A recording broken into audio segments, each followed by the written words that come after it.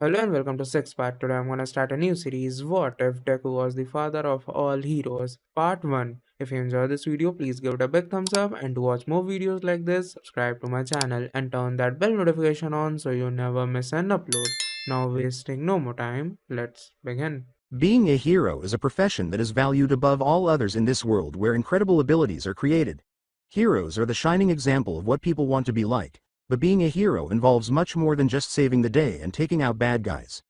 A hero's life and death are determined by their popularity, prestige, and perspective. Even heroes require assistance when faced with these obstacles.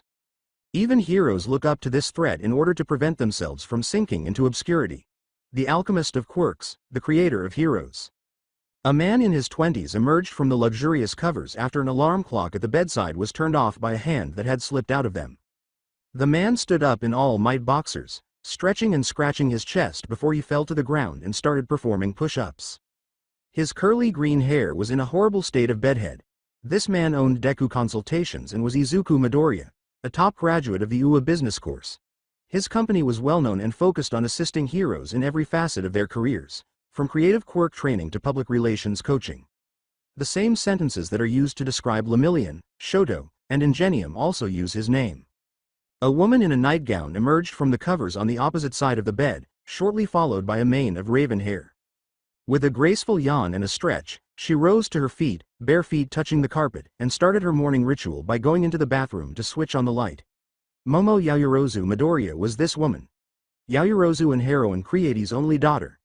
Momo's popularity and creation quirk naturally put her in the top 10 of the hero rankings. As he went to get his toothbrush and toothpaste and started brushing his own teeth, Izuku approached Momo from behind and planted a kiss on her neck. As Izuku washed his face and spat out the toothpaste, Momo inquired, "So what's on the agenda today?"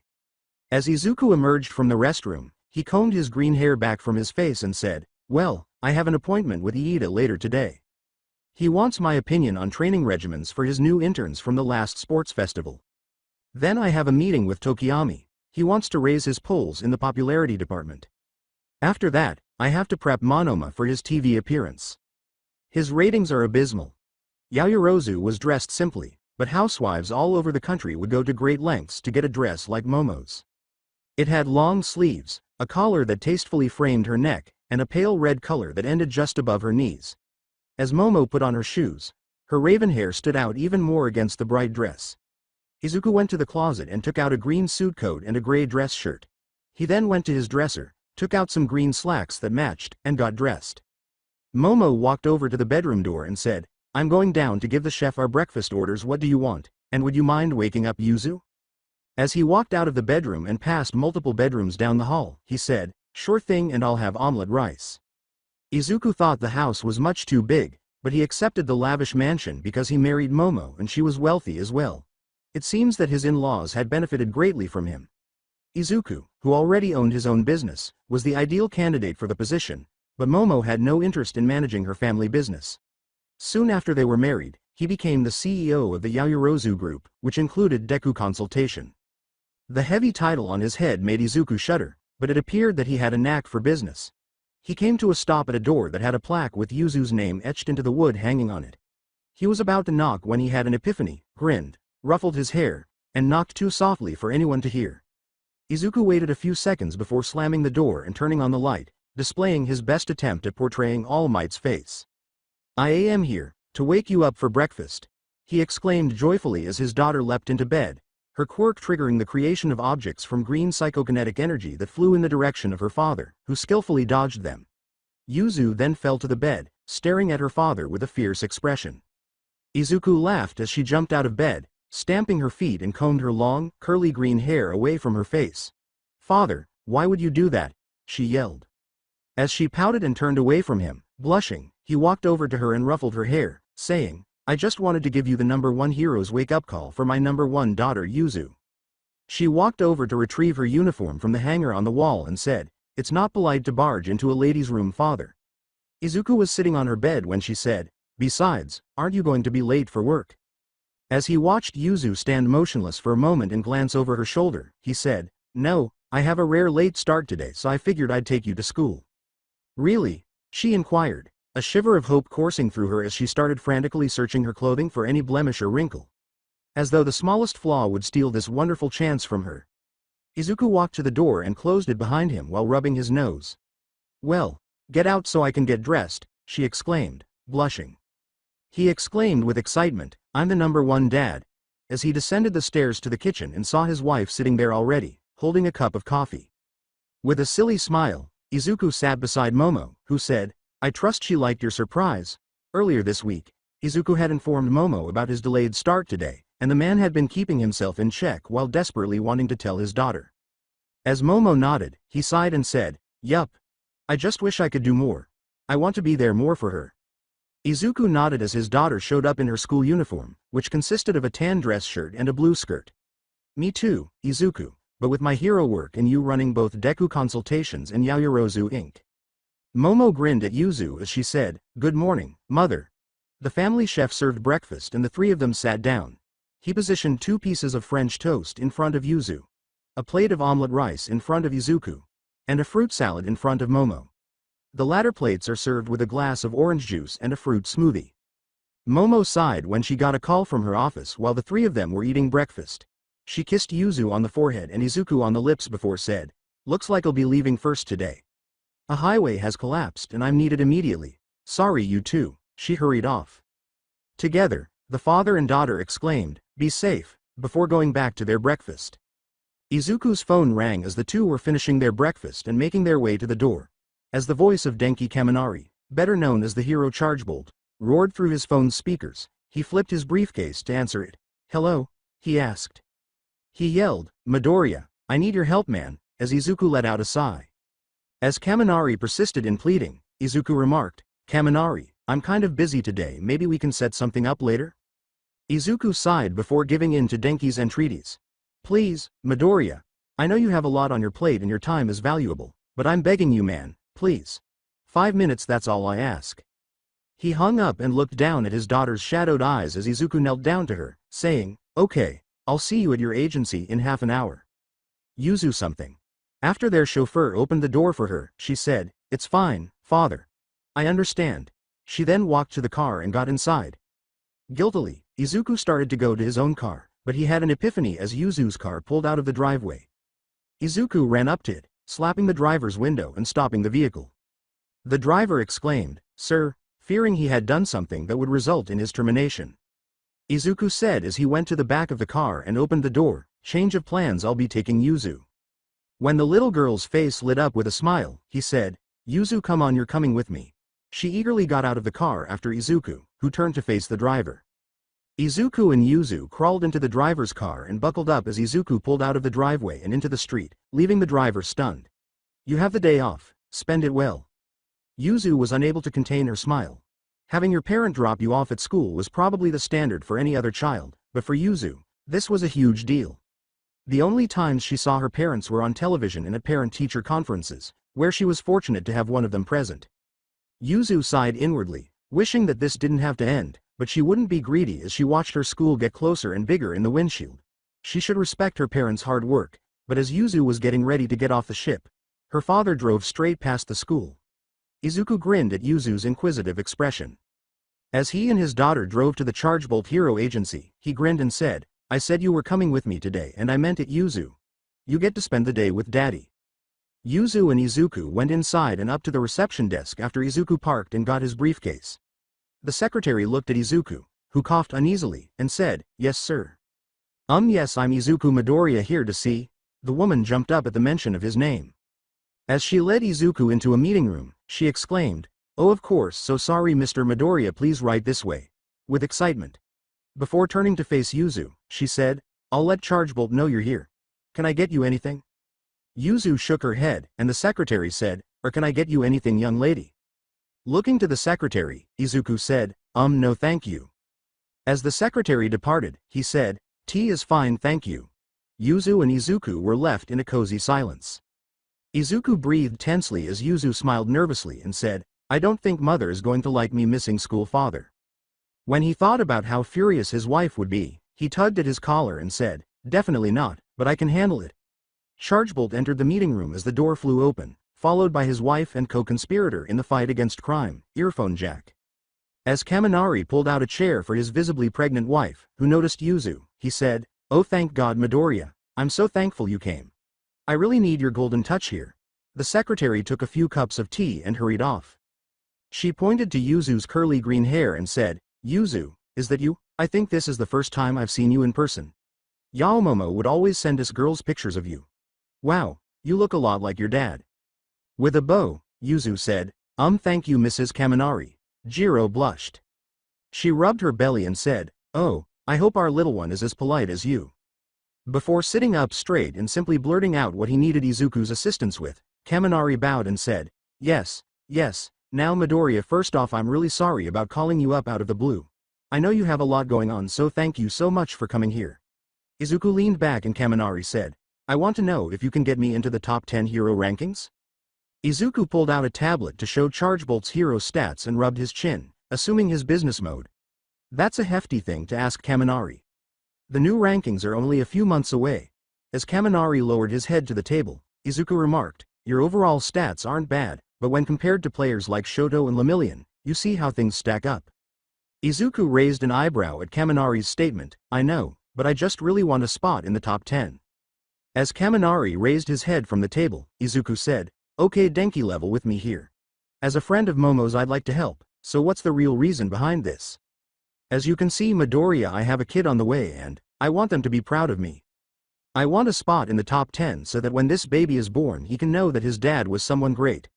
I don't care what spot I get in the 10, I could be at the very bottom, but I'd be the bottom of the best. I never really thought about my ranking until Kyoka told me she was pregnant, then I started thinking about what I could do for my kid and this came to mind. It might sound selfish that I want to look good for my kid, but I really do, so can you help me?" Izuku sighed before continuing. Izuku pulled out his briefcase and said, "Of course I can. I can't promise a spot in the top 10, but I'll do my very best, so let's get to work." Yuzu had never seen her father at work before. Although she was aware that her father assisted heroes in their work, she had never truly appreciated how crucial he was to them. It was evident how relieved Kaminari was when her father took the position, and it was amazing how much passion he put into his work. Yuzu had never been more proud of her father than she was now. Every time her father had an appointment, the same thing happened. All of them, regardless of the hero, mainly relied on her father's labor. The hero of heroes was her father. Izuku and Yuzu headed home just as night was falling. Despite his exhausted appearance, her father's smile conveyed a different message. "Oh man, Monoma is something else." Izuku rubbed his stomach and shook his head. With his daughter staring at him, Izuku said, "I'm starving. How about you, Yuzu?" She exclaimed, "Father, you're amazing," as Izuku rubbed his head and flushed. As they pulled into the driveway, he smiled proudly and said, "No, I'm not all that great, I'm just a guy still trying to live out his dream of being a hero. Unlike you and your mom, I don't have a quirk, so I had to figure out a different way to help people and be a hero, and I came up with the idea of helping heroes further their quirks, and that led to all this. Meeting your mother, running a multi-million yen company, and best of all having a daughter like you." Izuku grinned and Yuzu said, "See, can I come with you to work again sometime?" He opened the door and confronted an irate Momo, saying, "Of course, just not on school days anymore." She yelled, "You made Yuzu skip school," which made Izuku feel as insignificant as an ant. Momo pulled Izuku into the study and closed the doors, though they did little to stop her mother's yelling. "Yuzu, honey, dinner's in the dining room. You father and I need to have a talk." Yuzu entered the dining room with a smile on her face. She was eager to see her father at work once more. A young girl's face was illuminated by the sun as it slowly made its way across the green blanket in a bedroom.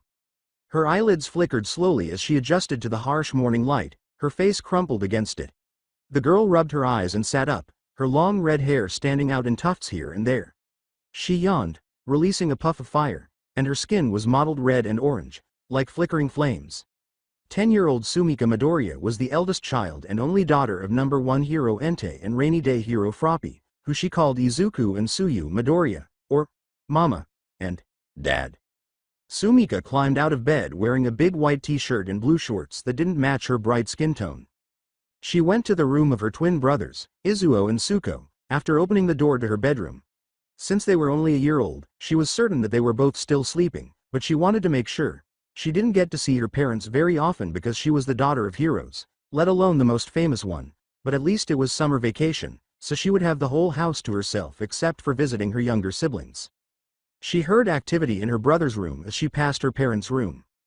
Sumika moved silently to the room, slowing down.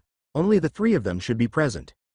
If she hadn't simply slept there, her mother would have been at the agency already, and her father was in Italy and wouldn't return for another day or two. Sumika was startled to see her father standing over the twins' crib when she peeked around the corner of their room. He appeared to be absorbed in his thoughts or simply engrossed in the twins' presence. It wasn't uncommon for her to catch him simply staring at them, or occasionally acting as though he was measuring them or searching for something within them. Her dad was a strange man, but it was strange. Given how long her father had been staring at the twins, Sumika made the decision to interrupt his reverie.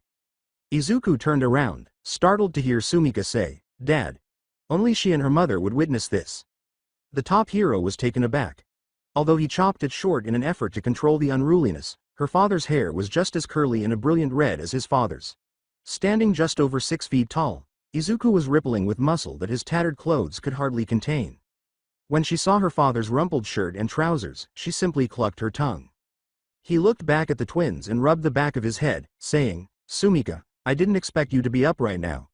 As Sumika smiled softly, he said shyly, "Oh, I took care of the twins, fresh diapers all around." As her father walked slowly out of the twins' room, Sumika said, "Thanks, Dad, I was coming in here to check on them. I thought you weren't supposed to be back until a couple days from now?" Izuku looked at his watch and bucked his eyes. "Oh yeah, well, things went smoother than expected, so I was able to come home early. I got here," he exclaimed in shock, wondering if his watch had broken, a couple hours ago. Sumika asked with a hint of concern, "Dad, have you just been standing at the twins' crib this whole time?"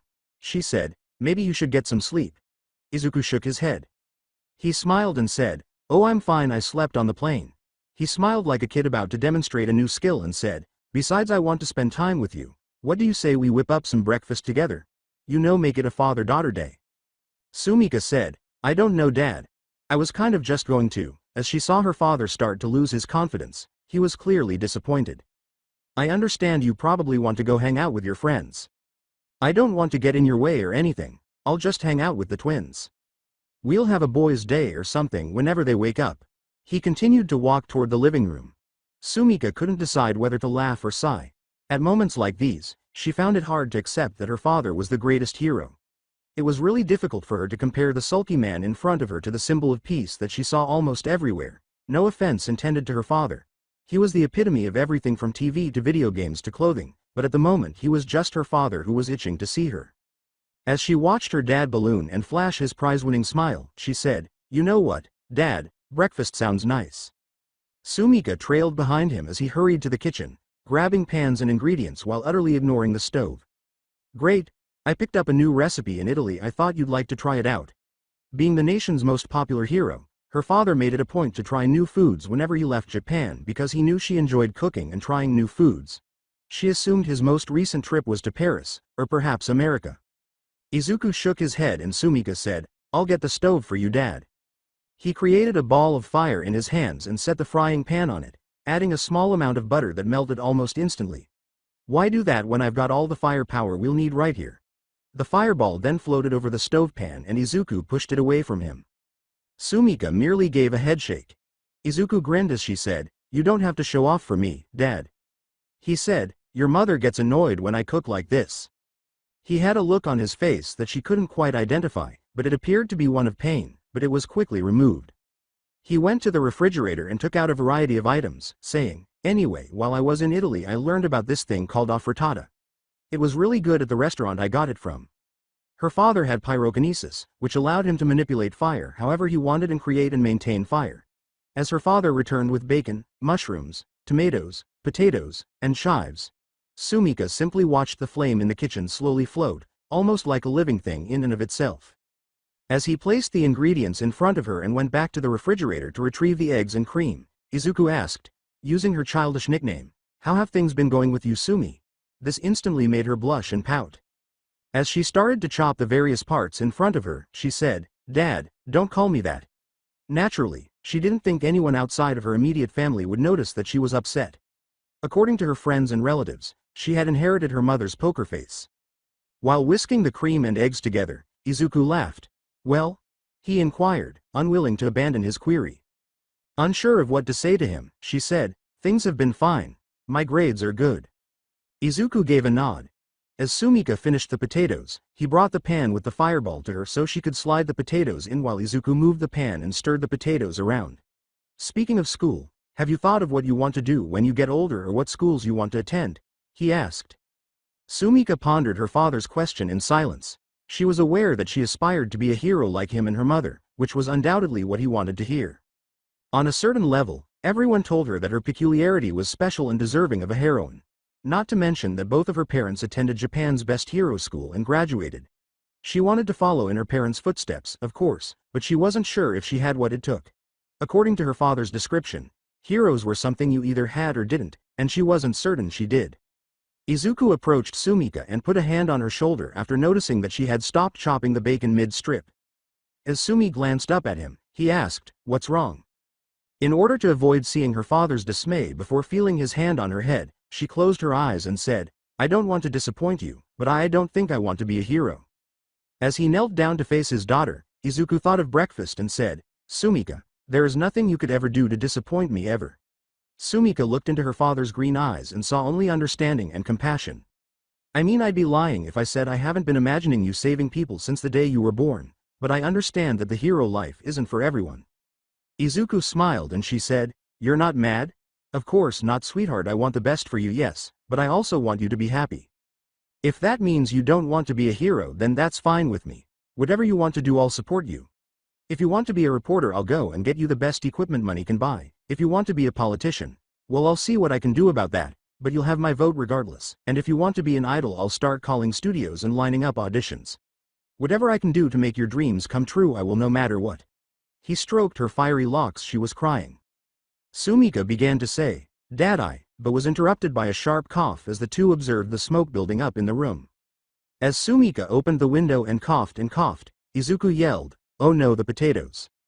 and moved his fireball to the sink, dropping the smoking pan into it before running water over it. Izuku rubbed the back of his head, blushing. He quickly threw out the potatoes as father and daughter started to laugh, only to be interrupted by the sounds of agitated babies. "Don't tell your mother." Izuku asked, glancing between his son's room and the pan, while Sumika gestured him back into the kitchen. As she entered her brother's room, she found them both awake and clinging to the rails of their cribs. "I've got it, Dad. How about you finish breakfast without me? Try not to burn the potatoes this time." She grabbed both of her brothers and asked, "Hey guys, did we wake you up?" While they rambled at her, adorably grabbing at her hair and pinching her cheeks. The two resembled their father in miniature, but their hair was green and equally curly as his was red. As her father put the pan in the oven and rounded the corner to meet his two boys, who burst into activity upon seeing him, Sumika ushered the two into the living room. As Izuku seized the two boys and bounced them in his arms while they giggled joyfully, Sumika remarked, "Looks like they're happy to see you." Izuku asked, "The feeling is mutual.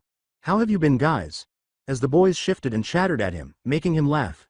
With a wink, he said, "Well, that's great. I hope you've been taking care of your mom and sister." Sumika stuck her tongue out. Before Izuku went to the kitchen to get the frittata, the four of them collapsed onto the couch and drank in the joy of family time. He put it on a platter, cut it like a pizza, and took a piece for Sumi and himself. They started enjoying their breakfast by giving the youngest member of the Midoriya clan pieces of fully cooled egg and simply joking around with one another. Sue hugged the brown-haired woman as she departed to go back to her own house, saying, "Thanks for letting me stay over, Ochako. I just wasn't sure about seeing Izuku yet, but I'll be fine now." Despite her love for her husband, Sue wasn't sure she could keep seeing him exhaust himself. It was all right when he was in Japan, but his recent rise to fame made it difficult for him to visit the country, much less with their kids, and she didn't think she could handle him anymore after that last altercation. It was obvious that her husband was home when Sue opened the door to their house. The door was never locked by him. Who was insane enough to break into the house of the most popular hero? He said. When Sue turned the corner, she saw the last thing she had anticipated. Under a blanket with their 3 children, her husband was sound asleep on the couch. As she gradually cleared space in the heap of bodies, he moved to kiss her husband on the cheek and she watched him smile softly before doing the same to their kids. At that moment, all of her annoyance left her. Naturally, she wasn't at all worn out, but she couldn't help but participate in this. A group of boys stood in a circle around a single boy in the field behind Naboo Middle School. The boy's hair was so curly and purple that it could only be described as bushy. His eyes were obscured by his purple hair, and he was wearing the school uniform, albeit one that was so stretched that it was oversized on him. His long earlobes, which had earphone jacks on the end, were his most distinctive feature. As one of the boys walked up to the lone boy, he stood with his hands in his pockets and his left earlobe pierced 3 times with gold earrings. The boy he was speaking to looked down at the younger one, who shrugged, and said, "So you're the new kid, hun? The one everybody shits their pants about?" The child said, lifting his head to show one of his green eyes behind his purple hair, "I guess." As the upperclassman gritted his teeth, he concluded, "I don't see why that's any of your business though." 2 boys came up behind the purple-haired child, laughing a little, then said, "Looks like I'm going to have to teach you a lesson, smartass. Guys, hold him while I give him a crash course in middle school etiquette." The boy's earlobes stretched out, piercing one in the stomach and the other being driven right into the other's ear as vibrations were shot straight into them. While the other just passed out from the sound overload, the one who had his stomach prodded fell to his knees and vomited. A fist landed in the upperclassman's stomach, causing him to drop to his knees as he clutched his stomach. "What the?" he exclaimed. He yelled, "That's better, show some respect. I'm Kazuki Midoriya and I don't take shit from bootlickers like you," before kicking the upperclassman in the face and turning to face the other boys in the group. As the boys rushed to him, he raised his hand and asked, "Does anybody else want to have a taste?" Kazuki entered the fight grinning. Kazuki picked up his bag and left the field. Spitting a little blood, he said, "Let that be a lesson to you pussies. Don't mess with Midoriya-sama," and left the bodies of his unconscious classmates lying around him. His shadow could be seen across the street as the sun was sinking. He needed everyone to understand that he wasn't anyone's punk, so even though his body hurt, it was worth it. He rubbed his sore nose and growled as he bumped into someone around the corner. It was painful, but it wasn't broken. "Watch where the hell you're going." Kazuki stared into the face of his mother, the hero earphone jack, and clapped his mouth shut. As she examined him, he let out a sigh. Before his father or mother saw him, he had hoped to get home and clean up. His mother shook her head and demanded to see him. "What did you say, Kazuki?" she asked. As Kazuki turned away, his mother grabbed his chin and squatted down to look at him. "You got into another fight again, didn't you?" she yelled. She brushed the hair out of his eyes, allowing them to meet his gaze directly. She repeated, "Didn't you?" as Kazuki rolled his eyes. His only response was, "They started it." Kyoka sighed, got to his feet, and grasped his hand. She dragged him to her car and said, "This was your first day in your new school and already you've started a fight. I don't understand, Kazu, why are you causing so much trouble?" She pushed him to the passenger door and got into the driver's seat herself, asking, "What is your father going to say?" As Kyoka sighed, he looked out the window and said, "Nothing, like always." "Is that what this is about? You want attention, Kazu? There are better ways to get people to notice you, you know. You're a smart kid, and you're talented in almost everything you do, so why is it that all you want to do is pick fights?" She was shaking her head. Kazuki started talking after she remarked, "You're just like your father." Throughout the entire car ride, he had been content to listen to his mother lecture and yell at him, but he would not tolerate that. He yelled, "I'm nothing like him. All he cares about is his precious school and all his awards. That's all he's got," before feeling his mother slap him across the face. Nobody would ever look at a quirkless nobody like him otherwise. The emotional impact of that slap was like being struck by an elephant, even though he had undoubtedly been struck harder. As they pulled up to their house, she said, "Don't say that. Your father is a good man, and no matter what you think, he cares about you. I just wish you understood that." As Kazuki exited his mother's car and entered his house, she said, "I have to make my patrols, so I'll be back later. Do your homework and as punishment clean out the storage shed. I will check to make sure when I get back." He heard his mother's car drive away as he closed the door. He tossed his backpack on his bed and sighed as he made his way to his room. As he made his way to the shed through the back door, he muttered, "Joke's on you, Mom, I already did my homework." However, as he did so, he noticed that the hall walls were covered in family photos. The picture of his parents' marriage was there. Images of him at different ages, followed by the most common images of his father at different occasions. There was a photo of his father shaking hands with a well-known hero he had reportedly inspired during one of his book signings. Several photos of his father with his students in various classes, followed by a final photo of his father shaking hands with the former UA principal as he replaced him. Izuku Midoriya, the principal of UA, was his father. At the time his father took over, the school was without a doubt the best for heroes in the nation, though this was debatable. Japan's top hero school is UA. Despite their appalling admissions rates, all of their graduates end up becoming the greatest heroes. His father was in charge of shaping the future of heroism, and the icing on the cake was that he had no eccentricities. Kazuki gazed at the photograph for a few more seconds before dragging a big garbage can to the shed and leaving through the back door. A cloud of dust burst from it, and he used his key to unlock it and opened the doors. Looking inside, he coughed and waved his hand in front of his face to break the haze. Most of his old man's junk was in the shed. To his dismay, his mother was correct when she said that he and his father were skilled at everything they did. He was aware that his father, who was a successful author on quirk invention and even provided advice on support items, could play as many instruments as his mother. Kazuki snarled as he gathered up a number of outdated gadgets that his father hadn't used since he was born and tossed them in the garbage can along with broken tools and unreadable blueprints. He had no idea what some of this stuff was or might have been, and it felt like a landfill. Kazuki picked up a box and carried it to the open door's light, but the box wasn't very old, and the bottom fell out, spilling its contents onto the ground. He yelled, "Oh fuck me," as he threw the now useless box from the shed. Kazuki dropped to his knees and began going through the contents. The majority of it was junk, mainly notebooks about old heroes, but there was a photo album among the nerd trash. He sat down and asked, "What's this?" as he opened the cover to reveal a photo of his father as a newborn.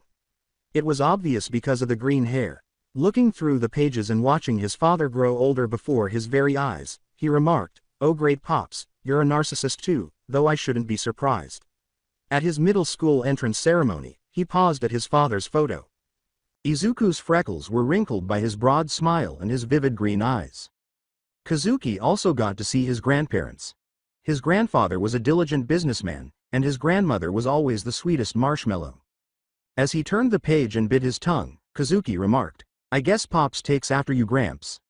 Looking at the boy in the photo and contrasting it with the previous one, he exclaimed, "What the hell?"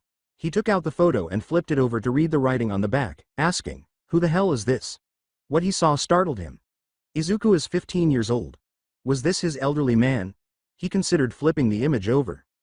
His father had long hair that reached his shoulders and partially obscured his right eye. He was wearing a t-shirt that showed off a skull tattoo on his forearm and a dragon scale-like tattoo covering his entire left arm.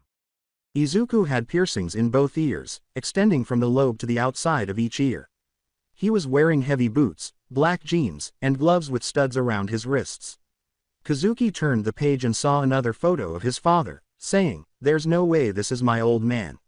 Even though his hair was pulled back into a ponytail and his clothes had changed, he was still the same man. There was a newspaper clipping with this photo. Massive altercation ends with dozens in hospital suspects still at large. Kazuki counted at least 14 teenagers in the picture who appeared to be unconscious. And there were more clippings. The clipping said, "Vandalism on a massive scale," and included an image of Aldera Middle School. An enormous skull covered in green flames had been painted on the building. A blurry image showed multiple people fleeing from the police, with the caption, "Local gang has dominated the Camino area." As he continued to turn the pages and see more of his father's creations, Kazuki was captivated. He smiled, then frowned. "This is amazing. I can't believe Pops did all this." He carried the album into the house to wait for his father, forgetting to clean the shed, and asked, "Wait, he did all this, and Mom's on my ass about getting into a fight? Where's the justice in that?" Despite his busy schedule, his dad always arrived home at the same time and kept an eye on the clock. Izuku heard his back pop as he stretched and entered the house. He shook his head and said, "Sitting down all day can't be good." He entered the living room to find Kazuki seated there. Kyoka had called him regarding Kazuki getting into a fight. He removed his glasses to pinch the bridge of his nose and sighed. "I figured you'd still be cleaning the shed. Honestly, Kazuki, I can't believe." Kazuki interrupted his father as he set the photo of Izuku on the dinner table in front of the two Midoriyas, saying, "How alike we are." Izuku glanced at the photo, then at Kazuki. He sat down, pulled the photo to him, and looked at it, saying, "Oh, that's right, you were cleaning the shed." He shook his head and sighed. As Kazuki slammed the picture album onto the table, Izuku remarked, "You shouldn't look at this and see more of yourself in me. This isn't me." "Yes, it is. All this is you. You want the world to see you as this perfect man or whatever, but you're human just like me and you're not perfect. You were just like me, hell you were even worse." Izuku raised his eyebrows. As Kazuki leaned back, Izuku remarked, "That's not who you are, Kazuki. You're a good kid and you have so much going for you. I don't want you to be like I was. He waved his hands at Izuku, who sneered, and said, I don't care what you want. I think what you did was cool. You were awesome. What happened to you? Why did you turn out like this? You just gestured to all of me, Kazuki, and now I wasn't awesome. What I did wasn't cool. I was acting out and hurting people just to make myself feel better. I was a delinquent, and if it wasn't, you know what, never mind. I'm not talking about this. Put that thing in the garbage, Izuku said as Kazuki got up. No, I won't let you take this away from me. For the first time in my life I feel like I actually have something of you. Everyone says I'm like you and compares me to you. I could never see it, Pop. I look at you, the successful man that you were, and all I can see is the facade you show the rest of the world, this flawless man who turns whatever he touches into gold. How can I look at you and see me? But this album shows me that we're not so different. Izuku, Kazuki replied as he turned to face his. Izuku sat down on the couch and took a cigarette and lighter out of his breast pocket, saying, You're not me, Kazuki. I never wanted you to be me. I want you to make your own way in the world. To restore his natural curls, he scratched his head and undid his swept-back hair. Izuku was aware that he had been harsh with his son. What does that say? The wildest children are those of the priest. He pondered. Izuku smirked as Kazuki asked in shock, Pop, you smoke? With a cocky grin Kazuki had never seen on his father's face, he flicked the lighter, lit his cigarette, took a long drag, and rolled up his sleeves to reveal the scale tattoo on his left arm. No, I don't, as far as your mother knows anyway. I used to before I met her, but after I went back to school I stopped except for the occasional one like now. You should feel grateful. I only smoke once a month and I'm wasting it on you. As Izuku laughed, Kazuki moved to examine his father's ink and said, Whoa, you still have that tattoo? Izuku grabbed the album and began to look through it. Damn right I do. I fought your mother tooth and nail on this. In exchange I had to get rid of all my piercings and cut my hair. I'd say it was worth it. I get it touched up every few years. Looking at Kazuki, he laughed and said, I really shouldn't have kept this. Kazuki nodded before he asked, Go ahead, ask your questions. I'll answer every one until I finish this cigarette. Afterward we're done, deal? Kazuki questioned, So why'd you become a delinquent? As Izuku exhaled smoke. He pointed to the graffiti on the school and said, I got some bad news right before I graduated from middle school. It really set me off. I was so angry and it felt like there was nothing I could do, so I did this. That was my middle school, and when I saw how everybody reacted to what I'd done I wanted to do more. I picked a fight with some guys from school whose quirks I knew very well and beat them to a pulp. That was how it started, and once I entered high school I was a totally different person. I picked fights, skipped class, and so much more. At that, Izuku shook his head. Kazuki grinned as he recalled his mother at that age. I felt powerful, especially when guys started following me around and getting into trouble with me. I dropped out after my second year of high school. At that point I was doing what I wanted, and that was when I met your mother. Kazuki asked, Did she fall for you on the spot, Pops? While Izuku chuckled. He laughed as he yelled, Fuck no, she arrested me, at his son's startled expression. Yep, your mother was on her work study at the time and she busted me and my crew after we knocked over an arcade. I was sure she was going to let me go.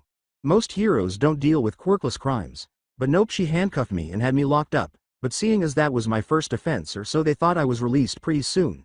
I was prepared to go right back to what I was doing, but your mother showed up everywhere I was.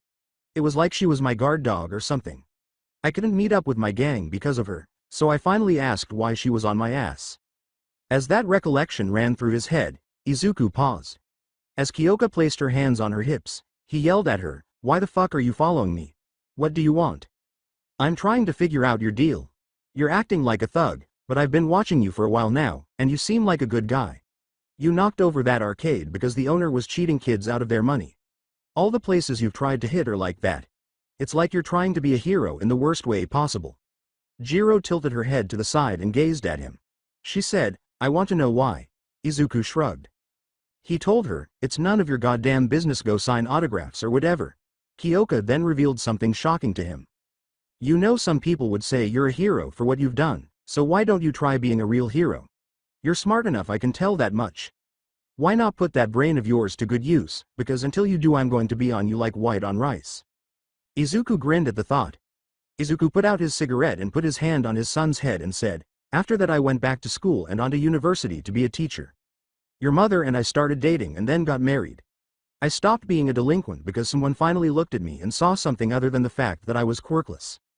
I know it can't be easy being my son Kazuki, but even if no one else sees you for you, me and your mother do, and someday other people will too. And stop picking fights, that's what weak people do, and unlike me at your age you're strong. Izuku said while standing up and examining the album. Izuku left Kazuki sitting and staring at the photo of his father when he was younger and went to his office to finish some paperwork. You can keep that if you want, I only kept it to remind myself of what I could have been if not for your mother. Called Mr. Kinson, the quirk application teacher, and said, Izuru Midoriya, you're up. When his name was called, Izuru jumped. This class was the worst of the day, and he detested it. He stood in front of the teacher, who displayed a rubber ball, and walked slowly, his feet dragging the floor. Izuru swallowed and nodded as Mr. Kinson remarked, You know the drill, Midoriya, catch the ball with your quirk. Kinson felt sorry for the child as he looked at him. They hadn't even begun yet, and he was already perspiring. He tossed the ball as gently as he could after hefting it. The ball slowly flew into the air before gravity pulled it down to the ground, where it was caught in Izuru's telekinetic grasp just in time. As it was gradually raised to Izuru's waist, the ball trembled in the air. Izuru was sweating and his breath was coming out in puffs and pants when Kinson remarked, Good work, Midoriya. His entire body trembled with focus. Izuru looked up from the trembling ball and nodded his head in response to Kinson's question, Think you're ready for the next one? Kinson threw another ball, which was briefly held by Izuru before both balls dropped to the ground, saying, That a boy. Several students laughed, and Kinson grimaced. Kinson yelled, Quiet everyone, and then sighed. He gave the rest of the class a thumbs up and said, Okay, Midoriya, get back in line. Izuru listened to his classmates' whispers while keeping his head down. That's the son of the #1 hero, what a failure. Yeah, imagine how his dad feels knowing his son is such a loser. Pitiful. Weak.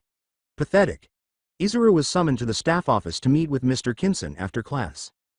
Izuru sat down and said, You wanted to see me, Mr. Kinson. Kinson turned to face the boy, who had green eyes and straight green hair. The only thing missing were freckles. As you can see, you're doing fantastically in your classes aside from the obvious.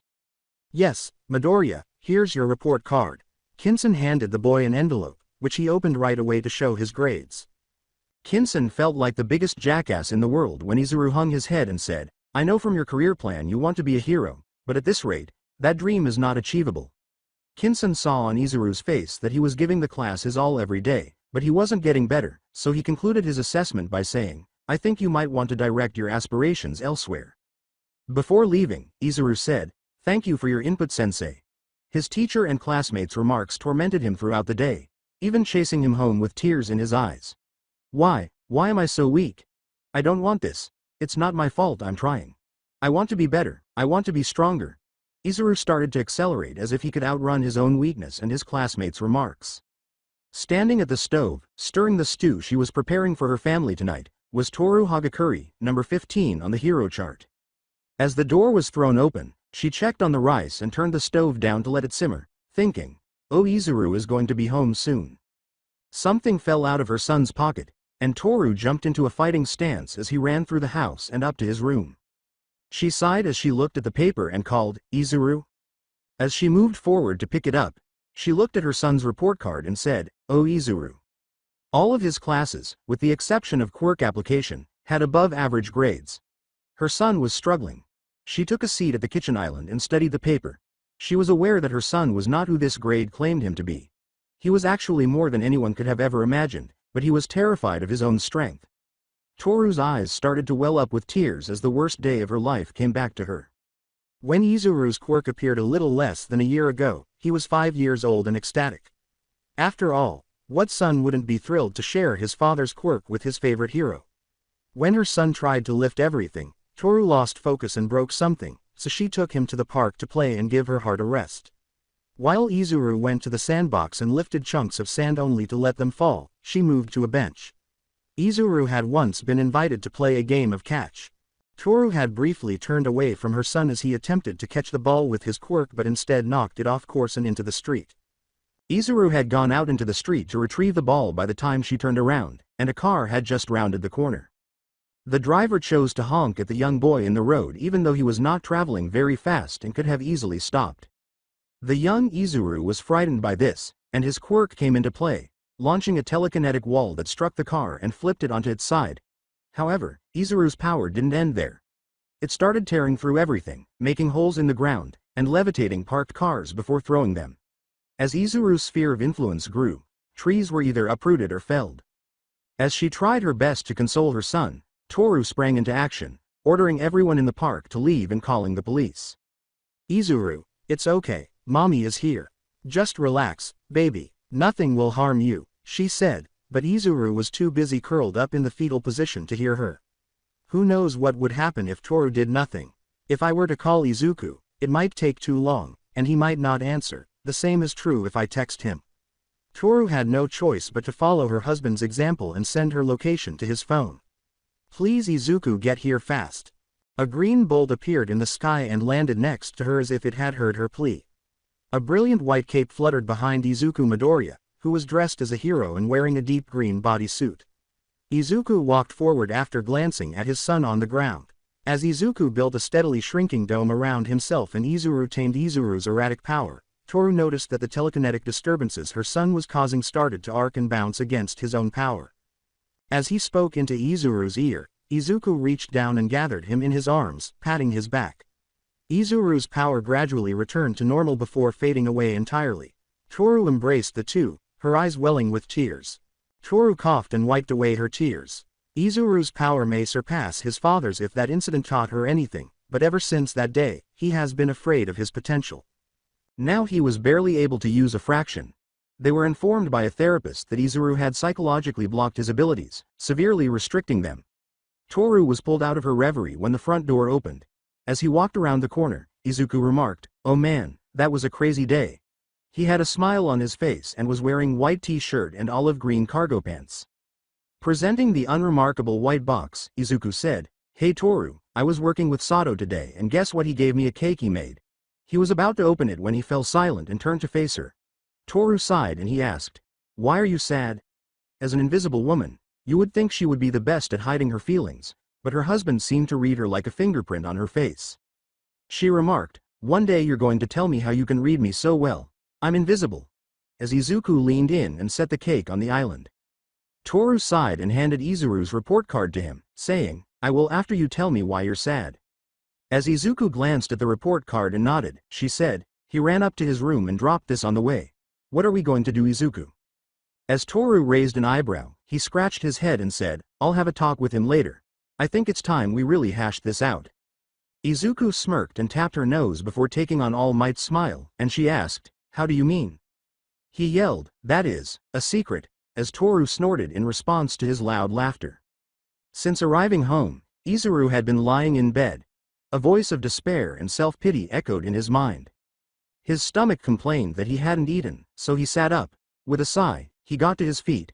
He walked to his bedroom door and headed to the kitchen, where his father was sitting, saying, "At least I can do that right." Izuru looked at his father and felt more burden fall on his shoulders. How does his father feel, knowing that his son is such a failure? He almost lost his breath when he said those words. As Izuku got up and approached him, he waved a feeble hand and said, "Hey Tucson." Izuku said, his face expressionless, "Come with me, son." He then made his way to the door. Reluctantly, Izuru followed his father out the door after glancing between the kitchen and his father's back. Instead of responding to Izuru's question, "Where are we going at Tucson?" Izuku grabbed his son's hand and leapt into the air, levating the two of them before taking off. As they flew over the city, Izuru held on to his father's side. He had no idea how his father used his abilities with such ease. His father's telekinesis allowed him to fly at superhuman speeds, despite the fact that apparently levitating oneself is an extremely difficult task. One more thing he would never be able to accomplish. Izuru withdrew from his father's side as he landed on the beach sand. As the moonlight reflected off the ocean's crashing waves, he gazed at the immaculate white sand. Izuru sat down on the sand after his father. Izuku gave his son a green eye and said, "What are we doing here at Tucson?" Izuru's eyes were as blue as a clear sky, suggesting that he inherited his mother's eyes. As if an anvil had fallen into Izuru's stomach, his father explained, "We're here to talk about you, Izuru. I saw your report card. You're doing really well in all of your classes except quirk application, and I also know why that is." Izuru was grumbling. "Do you, Tucson? You have no idea what it's like to be me. You have complete control of your power and always have. You don't know what it's like to be scared of your power. I hate your quirk." he screamed while Izuku nodded. He contradicted his son by saying, "But I do." Izuru turned to face his father. Izuku inhaled deeply as he asked, "How can you possibly know?" "As you may have heard from your grandmother, I was a natural with my telekinesis and trained hard to make it as strong as I could, but what you don't know is that after graduating from middle school my quirk grew really powerful. It was nearly uncontrollable and it scared me." Izuku nodded.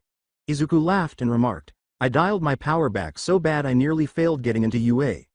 The reasoning made sense to Izuru, so he explained, "I knew I had to do something to make myself more comfortable with my power, so instead of focusing on using my powers on other things I began using it on myself." He was able to maintain maximum control and minimize power outbursts by keeping his power close to himself. A glob of seawater was lifted from the ocean and floated there for a moment before being launched into the sky. Izuku reached out with his hand and said, "A lot of people wonder how it is I can levitate myself to fly so easily, but it's not easy. It took all of my first year to learn how to maneuver myself. After that I began to extend my range outward, steadily growing used to my increased power." Izuru looked at his father, his eyes stinging with tears, and said, "Izuru, I'm not here to tell you how to use your quirk. If you never want to use it again, that's fine. I think it'd be a waste, but at the end of the day it's your power, not mine." Izuku stood up and put his hand on his son's head. "I want to use my quirk. I want to be able to help people. I want to be like you, Atu-san. I want to be a hero too, but I'm just so scared of what could happen. I don't know how to make all this power my own." Izuku smiled down at Izuru, who wiped away his tears and smiled back. "And that's why I'm here, Izuru. I'm your dad. Whenever you're feeling uncertain, come to me or your mother. We're here for you always, no matter what." As the ball of water he had thrown into the air slammed back into the water as a big ball of ice, Izuku remarked, "Trust me, by Monday you'll be leagues away from what you were today. All you have to do is take that first step and then the next." As Izuru felt his father's power encircle them, Izuku walked a few yards away and said, "Now then, let's start. I want you to let loose on me, Izuru. Release as much of your power as you can right at me." As Izuru swallowed, experiencing the same anxiety he always felt when he used his quirk, Izuku said, "Don't worry about anything else, just focus on me and let it rip. I promise that you won't hurt me or anyone else." Izuku stepped in and said, "Izuru, close your eyes and breathe. Don't imagine forcing the power out. Just let it flow from you into the world." Izuru heeded his father's advice to simply concentrate on his breathing, gathering the strength with each inhale and releasing it with each exhale. "Inhale, exhale, exhale," Izuru repeated, feeling his body gradually relax as the minutes passed. He felt his father beside him. "Okay, open your eyes." Izuru did, and as he did, he noticed that he was standing on a 10-yard wide platform of sand that was floating several dozen feet in the air. "Wow," Izuru yelled, becoming less focused as his father supported them. "Calm down, son. See what you can accomplish when you just focus and unwind. You can be the kind of hero you want to be if you focus only on what you're doing." Izuru looked at his father and grinned at what he had achieved. "This is your power, Izuru. Thanks, Otusan." Mr. Kinson called Izuru to practice his quirk again on Monday. He heard his classmates snickering as he walked up to the table. "All right, Midoriya, let's see if you can." Kinson was interrupted as Izuru grabbed the 4 styrofoam balls, 2 in each hand, closed his eyes, and breathed in and out while directing the flow of his power to his hands. "Just focus on the balls, that's all you need to do," Izuru thought to himself as his class watched the balls begin to float above his hands, rising steadily before stopping above Izuru's head and starting to circle his head as Izuru himself started to levitate as well. "You receive an A, Midoriya." As Izuru opened his eyes and stumbled to the ground with the 4 balls, Kinson uttered those words. With a smile, Izuru said, "Gee, thank you, Mr. Kinson." The world was forever changed by the appearance of quirks. Amazing powers being given out to do good in the world, and who is responsible for these amazing powers? The Queen of Quirks. This generous and benevolent ruler gifted the world with quirks, but others coveted her power and one man slew the queen hoping to gain this power. Unknown to the world, the queen had a daughter and all her power was passed to this young child who she entrusted to her most valiant guardian. It is this man's duty to protect the child until she comes of age to take her mother's throne and restore balance to the world of quirks. Featuring the talents of Helena Bonham Carter as the Queen of Quirks, Idris Elba as All for One, and Izuku Midoriya as the Guardian, coming to theaters near you Friday. The replay symbol appeared on the phone screen being shown. She kicked her legs on the desk she sat on and exclaimed, "Oh my god, this looks so good." A girl with straight blonde hair in a school uniform said this. She exclaimed, "And Izuku looks so hot," as her classmates concurred. One girl with freckles and purple hair added, "God yes, that curly green hair that you want to run your fingers through." Another added, "Forget the hair, I want to run my tongue over his six-pack. I bet he tastes like pure euphoria dipped in chocolate." She did not realize anyone was behind her until she spoke, her snake-like tongue slithering between her pointed teeth. Behind the snake-like person was a girl with curly maroon hair. The girl had a pair of 4-inch green horns that curved backwards like an antelope's, and she had pink skin. She was dressed in the school uniform, which included a white double-breasted tailcoat, white gloves and boots, and a dark blue shirt and pants. A band that identified her as Minako Midoriya, president of the student council, was pinned to her left arm. She shocked the three of them into stunned silence by asking, "Now that is no way for ladies to speak, wouldn't you agree?" As Minako nodded, the girl who had been playing the video on her phone blushed and said, Sorry President Midoriya. This is a prestigious girls' school known for raising the best of young ladies. Do keep that in mind." Minako followed her vice president out of the classroom, saying, "Glad to hear it." This girl had red and black hair in 2 different tones, and her eyes were mismatched. Her left eye is light blue, and her right eye is black. This girl is Reiju Todoroki, the vice president of CI Middle School Student Council.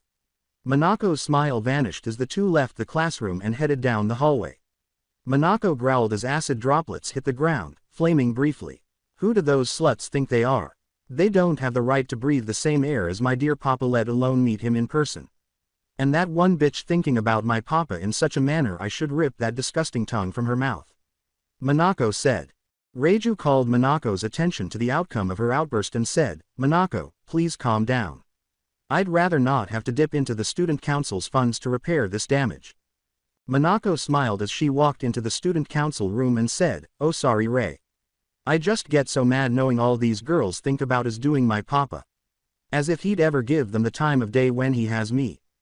As Minako waved her away, Reiju remarked, "I believe you intended to say when he has your mother."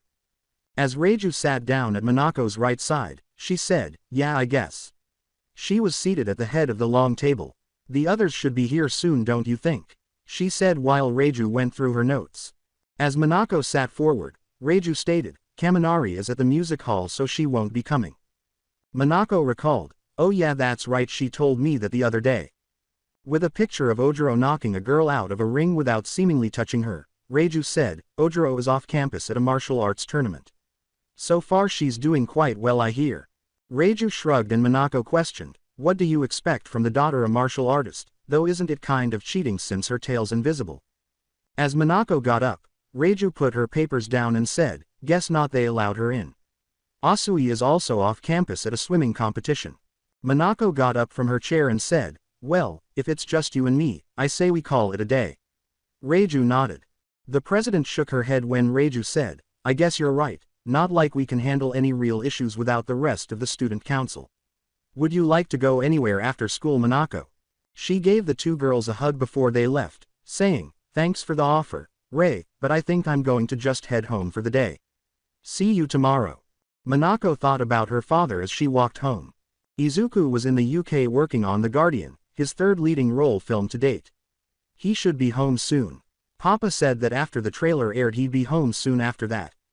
Her father was a well-known movie star who was hailed as this generation's top young actor. She blushed as she smiled, reveling in her father's prestige and wearing a smile. She entered her house and took a look around. She sat down at the table to do her homework and remarked, "I guess Mom isn't home." Her mother, Corrosive Pink Crusader Pinky, was a professional hero. She gave a headshake. For an adult woman, it was a horrible name. It was absurd, even though she knew her mother chose the name in high school. She took out her assignment and began working on it. Mina Ishido, who was extremely exhausted, entered through the front door. "Hoo boy, that was a day and a half," she exclaimed, feeling both happy and exhausted. Just as her husband's calling was the big screen, Mina loved being a hero.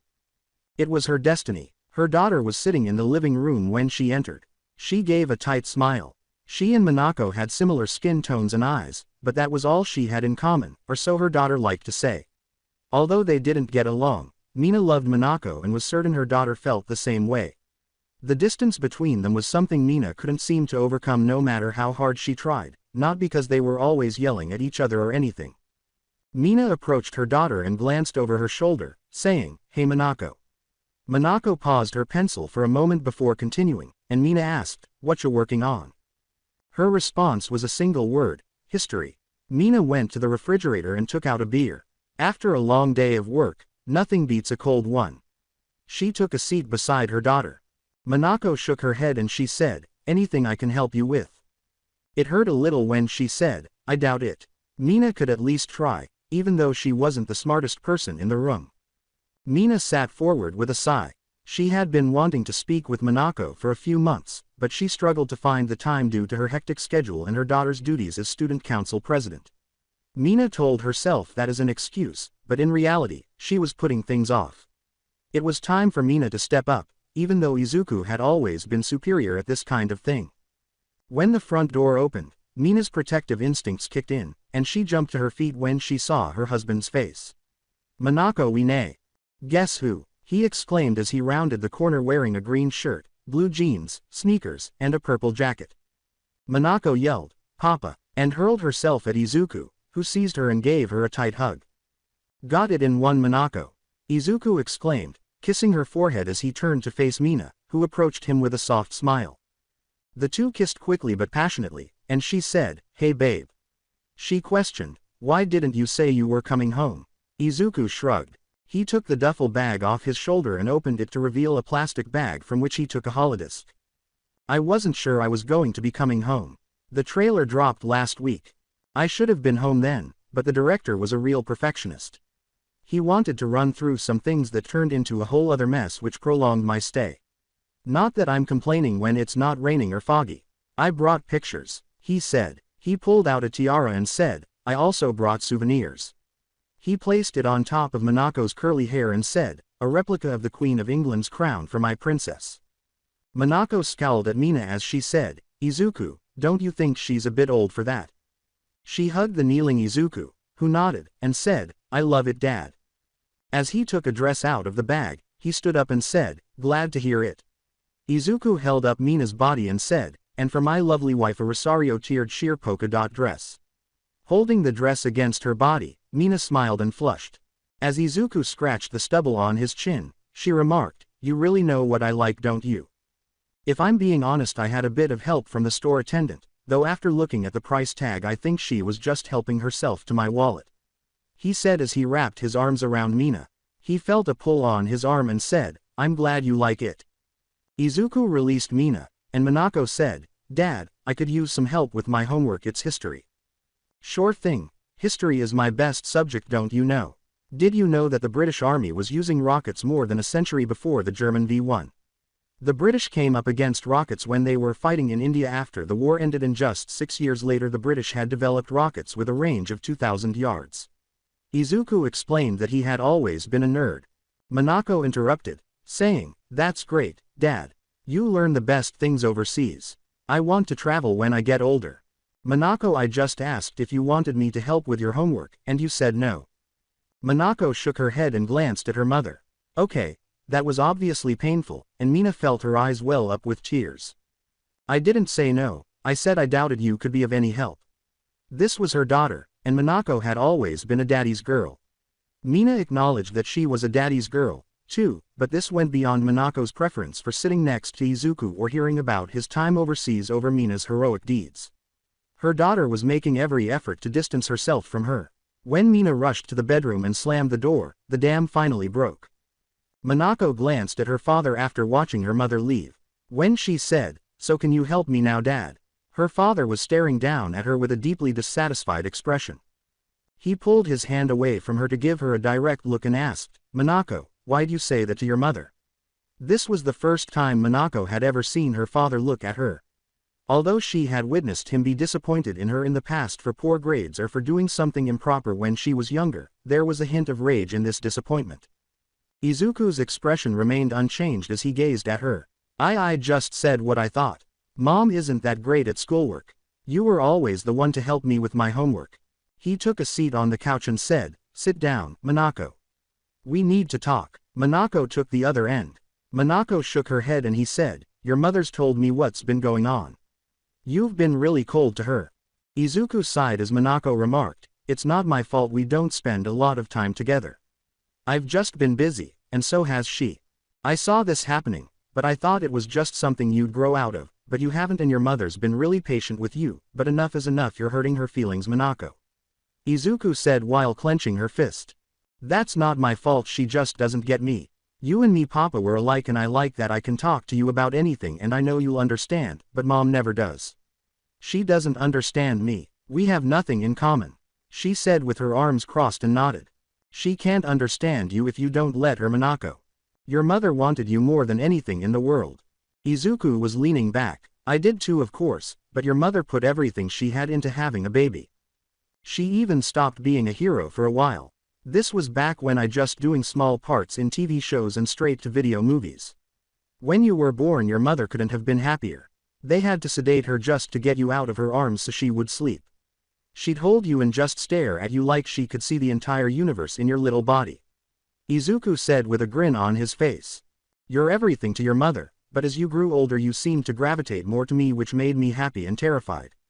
I'm pretty sure your mother is the reason my movie career took off so well. She wanted me out of the house so she could have you all to herself." Izuku was chuckling as he looked at Minako. Izuku got up and looked down at his daughter. "Your mother isn't perfect and neither am I, Minako, but to her you are perfect and it hurts that you won't let her in." Wearing a hat and sunglasses, Izuku said, "Just consider what I said. I'm going to go out and get something for dinner." As he walked out, he shook his head and said, "God, I hope I don't get mobbed at the grocery store again. Last time I had to call Kirishima to plow everyone away so I could get out." Minako sat back on the couch, her father's words echoing in her mind. She obviously loved her mother, so it's not like she didn't love her, she just couldn't relate. Her mother gave off the impression of being a free-spirited individual who took things as they came. Given that her mother was a hero, she was aware that wasn't the case. As she walked down the hall in front of her parents' bedroom, she said, "I don't know why." Minako lifted her hand, holding it frozen in midair. She found it difficult to knock. Minako was startled to speak when her mother yelled, "Go away, Izuku." She said, physically trembling at the pathetic nature of those words, "It's me."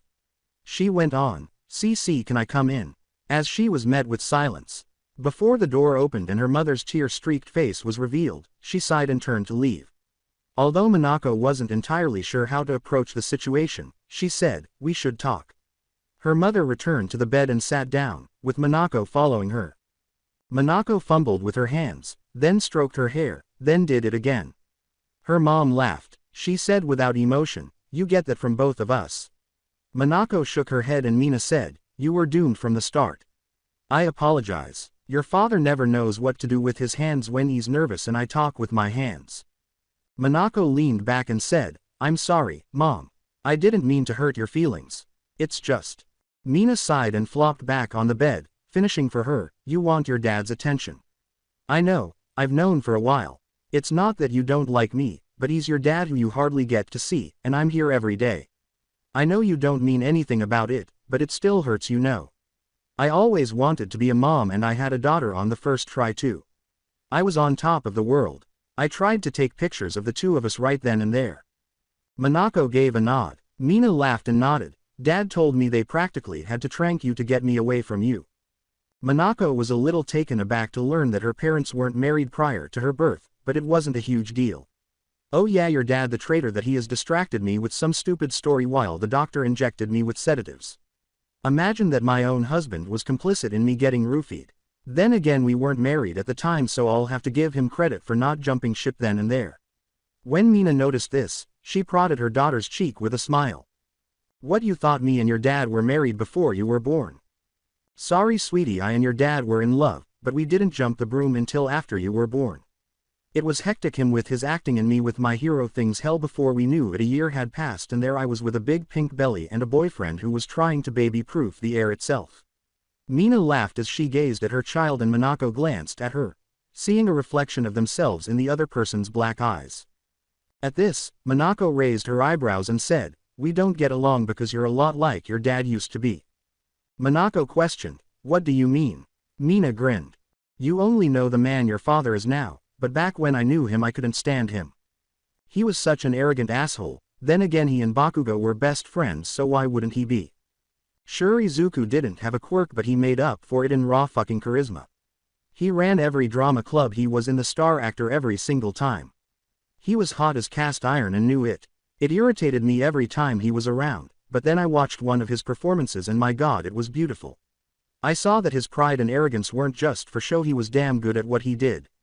I fell in love with him on that stage. The dazzling smile on her mother's face caught Monaco's attention. You hold yourself to a very high standard, Monaco, and hold others to that, and anyone who doesn't meet it isn't worth your time. I'm sure you see me as a goofball, someone who just slides through life, and I suppose for the most part one do, but not when it comes to you, Monaco. I won't ever not be serious with you. You're my daughter and I love you. Mina said as her daughter wrapped her arms around her. She yelled, I'm sorry, Mom. I love you so much. As Mina laughed and the two hugged. With her daughter's maroon hair ruffled, she exclaimed, I love you too, sweetie. As Izuku collapsed onto the carpet, Mina said, well, now that we've had a heart-to-heart, let's get something in our stomachs. She then went to open the bedroom door.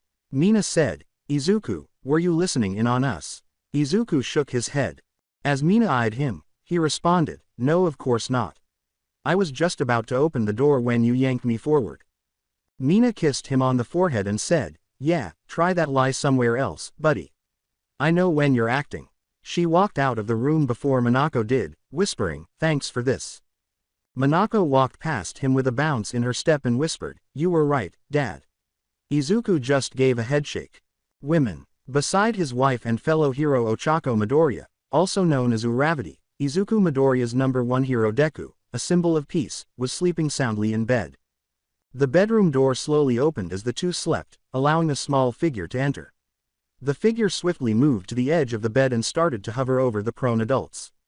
Izuku's eyes bucked up as the figure fell like a cannonball onto the hero's abdomen once it was directly over his stomach. When he heard laughter, he sat up and exclaimed, what, who's there? The boy yelled, Pa, you're up. While Izuku gripped his chest. Izuku shouted, Choza, what are you doing? As his wife giggled softly beside him. As she got out of bed, wearing pink pajamas with a paw print design, she said, oh come on Izuku, you've faced down psychopaths and giant monsters, you're telling me our 7-year-old son scared you? As the blinds began to rise on their own, Ochako said, House, open the windows. I'm prepared for those things, Ochako. Nobody is prepared for a 7-year-old dive bombing on them while they're asleep.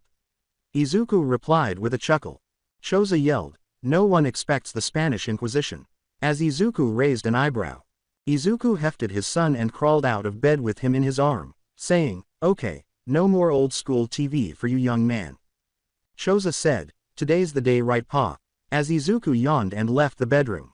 He understood exactly what his son was discussing. Choza would be able to attend the UA Sports Festival in person today, and Izuku was scheduled to make an appearance. After the last time, Izuku doubted that would happen again for a while. Normally, Iida as Ingenium would show up, or if they were truly desperate, they would ask Ground Zero. Yes, Choza, but it doesn't start for another, Izuku pointed to the wall clock. With a sigh, Izuku said, 6 hours. He couldn't recall how many times he'd been out with his family and hurried off to stop a crime, but this was one of his off days, which allowed him to sleep in and spend time with his family. Oh, I'm so excited. Izuku put Choza down at the table and said, as he went to the refrigerator, he moved his hand and Black Whip leapt from it to open one of the cabinets and get a bowl. Izuku opened the refrigerator to get the milk, and he turned around with the milk as he reached for a bag of cereal. He poured his son's breakfast and sat down, putting the spoon in Choza's hand. Izuku smiled and ruffled his son's brown hair, and Choza said, so cool, Pa. Izuku took a moment to look at his son, who had Ochako's brown hair but also showed off his green eyes and freckles. This was not the first time that Izuku was simply amazed that he had a child. He couldn't believe the life he led at times, and the most amazing part of it all was watching Choza grow up. He could still recall holding the newborn boy in his arms. At the sports festival, will you select anyone for your agency, Pa? Izuku shrugged and Choza asked. He remarked, maybe just depends, I guess. As Ochako Midoriya's footsteps announced his arrival. As she retrieved a bowl of soup from the refrigerator and placed it in the microwave, Ochako said, of course you are Deku, you've been calling Kendo almost every day asking about her students. Izuku blushed at his wife casually revealing his secret. Ochako.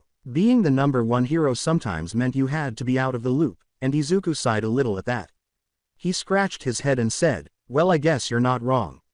He sat back and thought about what Kendo had told him, which was very little, and she didn't want to give Izuku any bias because he was now the number one hero. He had lost count of the times he'd been sidelined on missions because they were so secretive. Will I attend UA like you, Pa? Izuku smirked as Choza asked, turning to face his father. Before Choza finished his cereal, he said, if you work hard of course you can, and me and your mother would be so proud. Choza gave him a brilliant smile. Ochako was wearing her hero suit, and Choza was wearing green shorts and a white t-shirt with a D on the front. As they entered the gate, Ochako turned and waved at someone, almost dragging Choza behind her. Choza looked at the big gate in front of him while holding his mother's hand. It's nice to see you after all this time, Aizawa. As she ran up to a long-haired man who appeared to be in dire need of a nap, Ochako yelled. He was wearing a wrinkled suit and his black hair, which was tinged with gray, as well as the stubble on his chin. It's nice to see you too, Uraraka. Where is your husband? I want to talk to him about a few things, including the rescue he performed last week. It was careless. Ochako started to perspire, and Aizawa said, he's becoming too careless. His eyes briefly flashed red. Ochako, somewhat embarrassed by being reprimanded by her former teacher as an adult and for something she didn't even do, said, I'll let him know I mean Principal Aizawa. Aizawa glanced down at the boy with the brown hair at her side. Is this your son? Ochako gave a joyful nod as Aizawa spoke. Yes, this is Choza, my son. Uraraka said, say hi, Choza. Choza waved and smiled shyly. Aizawa nodded when Choza said, hello Principal Aizawa. He has good manners. Aizawa nodded slightly and said, you've raised him well, Ochako, before heading off to take care of other matters. Choza felt a tap on his shoulder and turned to see no one there, only to be bumped into from his right. Oh thank God, even after all these years Mr. Aizawa is still terrifying as ever. Hi, Choza, from his right, a blonde girl said, and Choza smiled when he recognized her. She was wearing a yellow skirt and pink t-shirt, her hair flowing in a blonde style, and sandals. As the blonde girl smiled, Choza said, oh hi Madoka. Her parents, Mashirao Ojiro and Toru Hagakuri, then joined her. Ojiro looked at Ochako and said, so this is where you got to Madoka. Hello Ochako. Ojiro was outdone by his wife, who gave him a hug. It's great to see you, Ochako. How are you? As the adults spoke, more familiar faces joined them, and Toru said, Ochako giggled before sharing the details of her most recent activities. Look who it is, hey. Hiroshima yelled as he approached Mina and their daughter Shina, who was wearing jeans, a muscle shirt that resembled her father's, and sneakers. Shina had deep red hair like her father, pink skin like her mother, and a pair of 5-inch alabaster horns above her red hair. Choza, you're also here, Madoka. This is really awesome, Shina said. Oh, I hear your dad is going to be doing the opening for the sports festival, which must be awesome. I bet you have a box seat or something hun. I thought I was going to be the only kid here. Choza shrugged and Shina asked. Choza and Ochako walked up to a box seat and opened the door to find another pair of familiar faces, Shoto Todoroki and his wife Momo Yaoyorozu. I don't know, I just can't wait to see all the cool quirks out there. Choza said as the group of adults and children made their way to the stadium before splitting off into their seats. Shoto nodded and Ochako said, Shoto, Momo, I wasn't expecting to see you here. Things abruptly calmed down, giving us a unique opportunity to see the sports festival, even though I didn't think we would make it either. As Ochako sneered, Shoto remarked, I'm hoping to procure a few students for my agency. You're the number 2 hero, Shoto, and kids will be lining up around the block to work at your agency. Did you, Momo, take a break from the big business world as well? Ochako sat in one of the vacant seats and asked. Well, everyone is catered to at the sports festival, Momo explained, and Ochako nodded. I decided to take a look see if there are any young geniuses in the support or business courses. As the adults conversed, Choza approached the other person in the room, a boy of Choza's age, wearing shorts, dress shoes, and a button-down shirt. He had red and black hair that was split in half, and he looked at Choza with blue eyes. Choza, Renji Todoroki said, and Choza waved slightly. Renji nodded and said, Hey Renji, your parents got to come to the festival too, I see. He looked at his parents talking to Ochako and said, yes, father and mother made many assurances that we would be able to come here as a family, though I can't say I feel all that treated. Welcome to the UA Sports Festival, ladies and gentlemen. I hope everyone is prepared to be amazed by our gifted students, but before we get started, let's all extend a warm welcome to Deku. An elderly but vibrant present mic yelled as a green streak in the sky zipped over the stadium, producing a loud boom, before entering the arena, where the crowd saw Deku, the #1 hero, standing upright in his green and black bodysuit with his cape fluttering behind him. We appreciate everyone's attendance and support of these students. UA doesn't hold anything back when it comes to its students, and why should they? Some of you who attended this same sports festival during your school years can attest to that. Together with the crow, Deku inhaled deeply. Plus Ultra. These are the heroes of tomorrow. They will encounter trials and tribulations that will try their very souls, but I have faith that every single one of them will look those difficulties in the eye and say 2 words. While his father was on stage, Choza was beaming from ear to ear, so proud to be his son that he nearly missed Renji sneaking out the door. After a moment of deliberation, Choza followed Renji, saying, Renji, what are you doing? As Renji glanced over his shoulder, Choza inquired. You saw me. Come on. I found out about a secret area concealed in the stadium, so I suppose it's good that they would become suspicious if they saw you and not me. When we got there, some seniors told me about it. It's said to be a secret location where each sports festival winner deposits a prize from their year. Choza raised an eyebrow. What makes that so unique? Choza followed Renji in asking. What's so unique? Imagine, Choza, all the hidden gems that the best UA students have stashed throughout the stadium. Unique methods, uncommon collectibles, or confidential data. What might be concealed within these walls? Choza's eyes glowed as Renji spoke excitedly. Renji nodded, and he remarked, I guess that is pretty cool. As the two started to look around the stadium, Renji said, now come on, let's find it. Momo and Shoto were waiting for him when Izuku arrived at the spectator box where Ochako was waiting. Izuku shook hands with Shoto, who smiled curtly. Shoto, I'm glad you made it. Izuku, that was quite the speech. Izuku scratched his head and Todoroki remarked, you don't look it, but you're quite the orator. He looked around and saw no sign of Choza, saying, aw thanks, it took me forever to come up with that speech. Ochako, where is Choza? As Momo looked around and didn't see Renji either, he asked. Where is Renji now? She only asked for an explosion to be heard in the middle of the stadium, where the turf had been blown up and a large villain stood with his head shaved and extremely muscular, a radioactive symbol tattooed on the back of his neck, Renji Todoroki and Choza Midoriya in his arms, and a horde of villains all smiling menacingly at the crowd. Deku. The front of the spectator box exploded, and Deku stood in the arena with green lightning arcing around him. Shouted the man as he lifted the 2 boys in his arms. With his green eyes blazing with righteous rage, Izuku said, I will thank you to kindly let go of my son. My name is Shock Zone, and I have no interest in these pitiful wastes of space, the villain chuckled. You alone, symbol of peace, have my undivided attention. I have noticed that you have become weaker over time. I will not tolerate the fact that you are no longer the powerful force that you once were.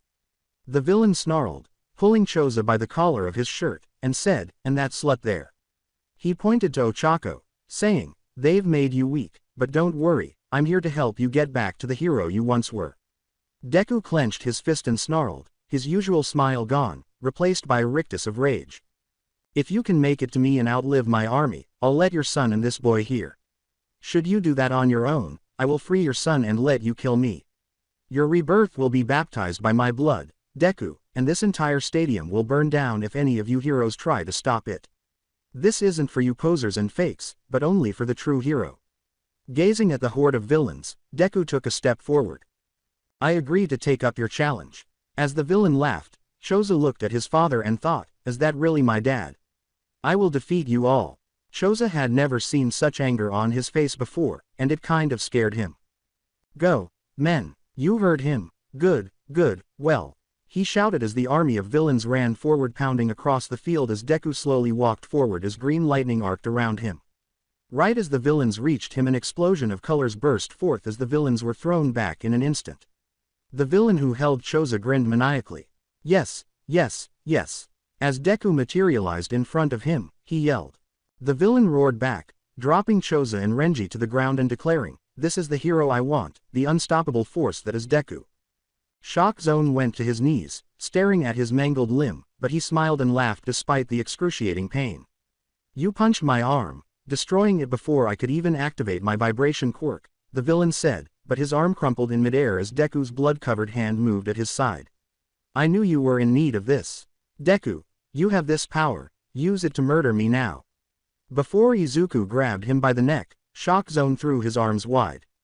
"All of this for a fight? You threatened everyone's lives here and abducted my son."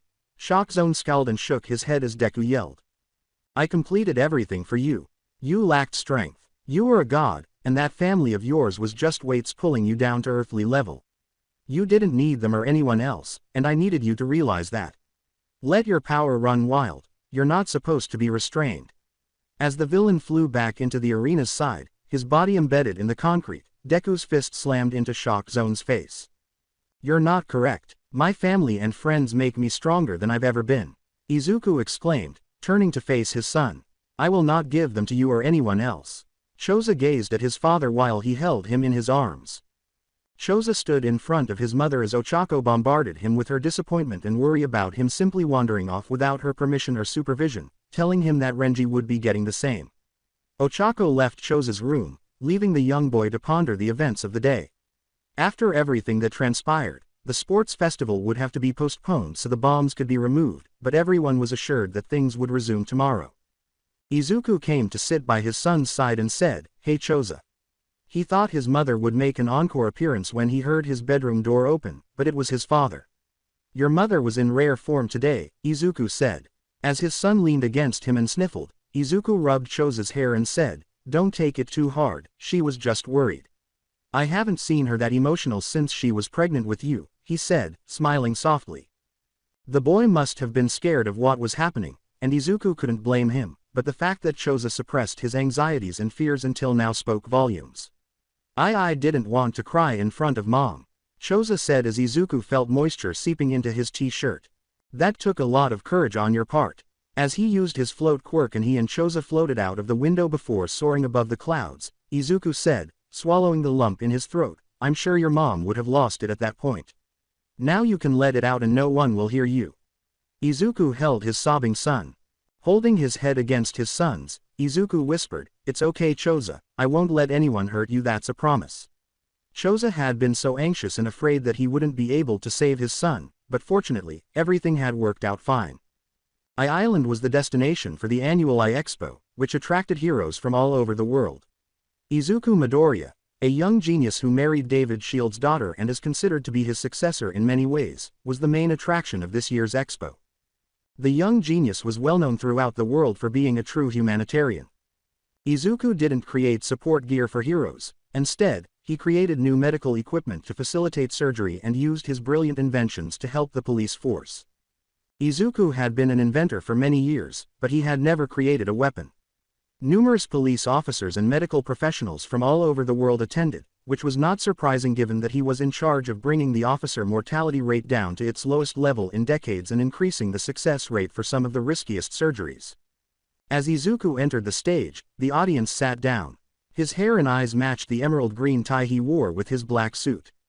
"Ladies and gentlemen, thank you for making the trip to Island once again, and thank you for keeping the lights on for us for another month.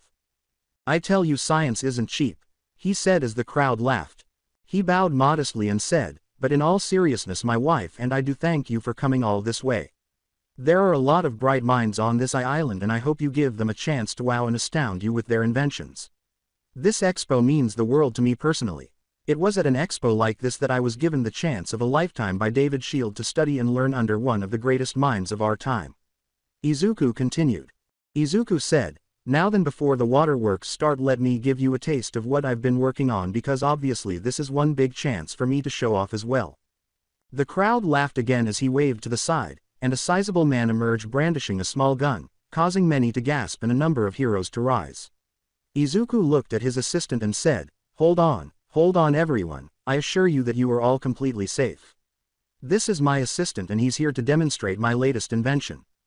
He laughed and held up his hand palm out, saying, "I know I said get the biggest gun you could carry, Clyde, but I think the Americans are going to miss their railgun. As the gun started to spin and then spit out bullets, Izuku's assistant pulled the trigger, saying, "Okay, enough comedy, let her rip, Clyde." Before the gun stopped, spectators saw the bullets slam into something and bounce off, scattering the stage for a short while. Izuku shook his hand and then turned it to the crowd to display a shield of energy, leaving the audience stunned. "This, ladies and gents, is my new invention. I call it my mag shield. This baby can withstand explosives and gunfire by repelling any metal it comes into contact with.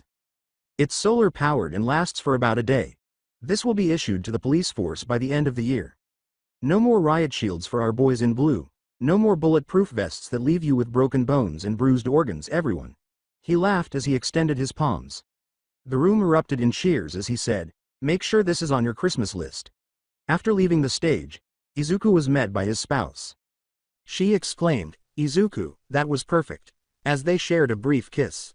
He grinned and looked around, saying, "Perfect doesn't begin to cover it, Melissa, that was divine. The shield worked even better than I thought it would." Melissa glanced sideways and whistled as Izuku scowled and asked, "Where is Alexander?" "He's not here yet, is he? I swear that boy begged me for this. Dad, give me a spot on stage. Dad, I've got something great to show. Izuku, give him a chance." "Those were your words, right? And now here we less than half an hour from his presentation and he's not even on site," Izuku said with a sigh. Izuku rolled his eyes as she said, "I've been calling him, but he's not picking up. Do you think something has happened?"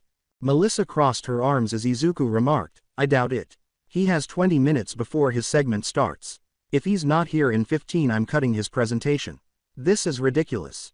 Izuku glanced over his shoulder, grinned, and cupped her chin as Melissa said, "Pardon me, if I remember correctly, there was a certain green-haired student who was never on time for class and almost got expelled for tardiness." He stroked her chin and said, "First of all, I was smarter than any of our teachers, we both were, and secondly, how else was I supposed to get you attention?" Before leaving to see how she was doing, Melissa sighed, smiled, blushed, took out her phone, and attempted to call her son once more. "He thinks he's so smooth," she said, "pick up Lex." With his face concealed behind a welder's mask, Alexander Midoriya looked up as he heard his cell go off in the corner. As he pulled up the mask and glanced at the closest clock, he said, "I heard you the first time, Mom. I should probably leave sooner, but I still have about 20 minutes. He smiled and said, "There's no way, old man, this is my year. Dad is probably mad and considering taking my part if I don't show up." Alexander said happily as he looked over his invention, the winning invention in his opinion. He looked down at it, running a hand down its smooth surface, and smiled. "Oh yeah, it's all coming together." Lex wore a black muscle shirt and jeans, and his hair was pulled back into a long ponytail. Alexander was a tall young man with curly blonde hair and blue eyes, and he seemed to have inherited his mother's height and lanky build. Izuku led potential buyers around the expo by the nose practically as they asked about his shield, but he refused to answer any questions until the end of the expo and instead made them attend student presentations. Admittedly, any one of these inventions would probably win first place somewhere other than here, which is why so many people came to Island. "Well, sorry son, you had your chance and you blew it," Izuku said as he tapped his communicator, bringing up the event planners. "Strike Alexander from the Lee." Suddenly, there was a sonic boom that rocked the venue a little as something flew through the sky doing loops and corkscrews before descending onto the stage and landing in a kneeling position before reaching its full height. The thing was a man wearing a skin-tight suit that fit the wearer, a suit that was mostly black with a green W on the front. "Ladies and gentlemen, let me introduce the main event for tonight. Me," Alexander shouted as he removed the face mask to reveal his face. Izuku turned to face his son, who was wearing a high-tech armor suit, on stage and said, "Yes, everyone, it's me, Alexander Midoriya, or Warforged as you will know me.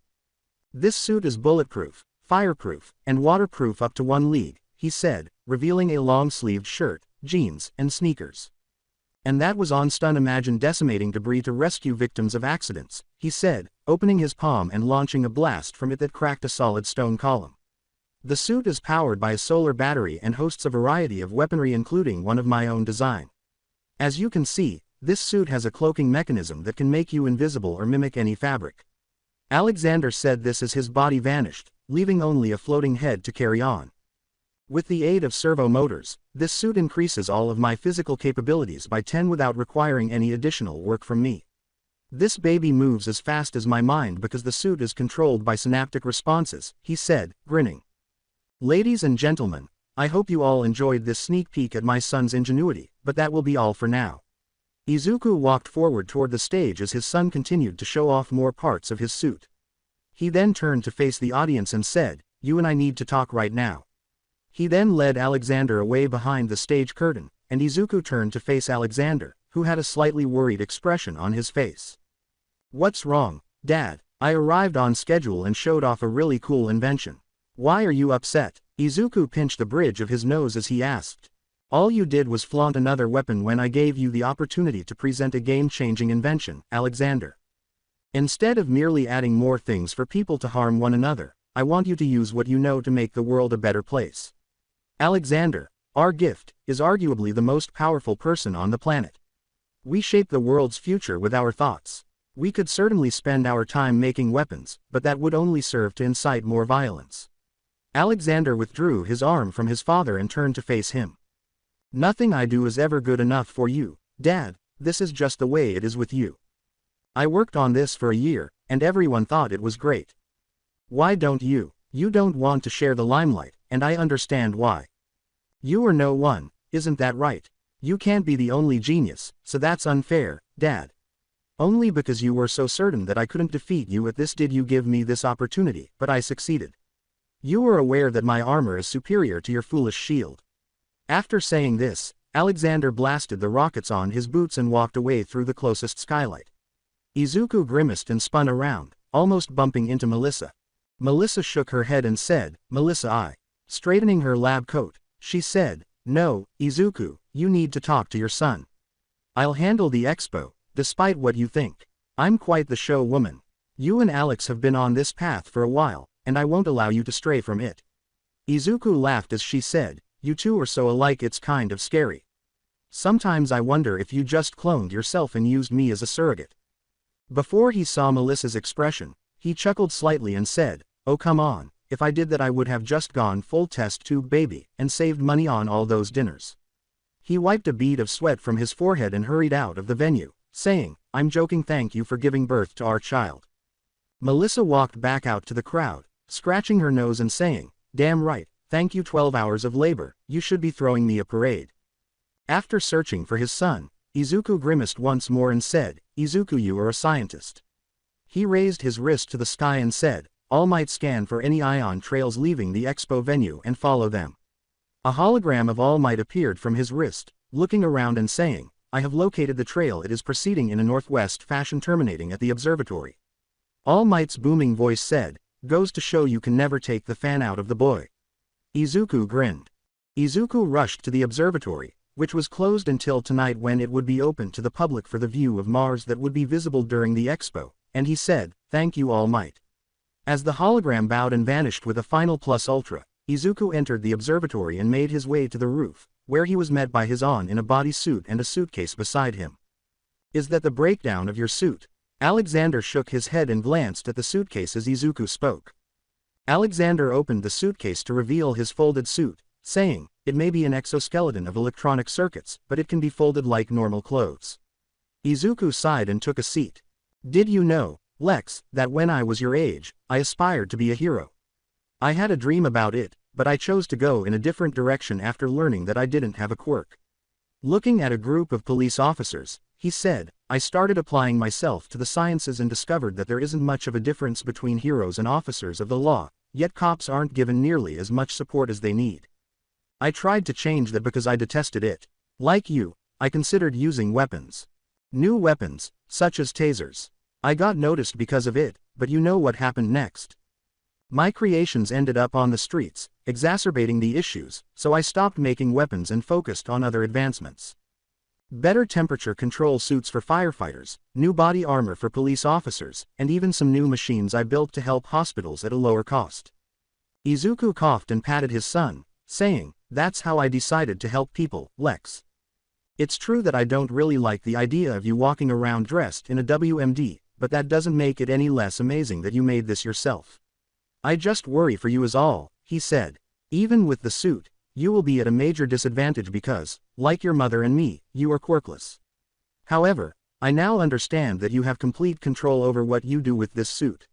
Izuku ruffled his son's hair and remarked, "You are a genius after all." Lex said, "Okay, Dad, okay, I understand." Izuku leaned back. "I'm proud of you, son, no matter what, remember that." He grinned. "I'm lying in the arms of a man named Dada, or at least that's what he keeps asking me to call him. He's a big man with freckles and long green hair that reaches his shoulders. He's rocking me a little, which is slowly putting me to sleep, while we look at the woman named Mama, who is wearing a tight-fitting suit, has long blue hair, bright eyes, and a wide smile. She's also talking quickly. I don't want to miss any more of this adorable little pie, so I'll try to get home as soon as possible." "Alright by Izuku by Izumi. Oh, and Izuku send me pictures or a video, yeah, send me videos," Mama said, kissing my face all over before giving Dada a single kiss. "I'm not sure if anyone's keeping score, but I got a lot more kisses than Dada." "Alright, goodbye." Dada waved wearily and yawned loudly as Mama zipped off from us. He said, "What do you say we get some sleep, hun kiddo?" Before closing the door and going to the bedroom, he said, "What do you say we get some sleep, hun kiddo?" This was pretty typical, really. Sometimes it was Mama in the strange costume and flying off, and other times it was Dad turning into fire and blazing off. Today just seemed to be Dada's day to stay home, so I lay down next to him near the wall and he crawled back under the covers, which wasn't a bad idea, really, because I was still exhausted from crying through the night.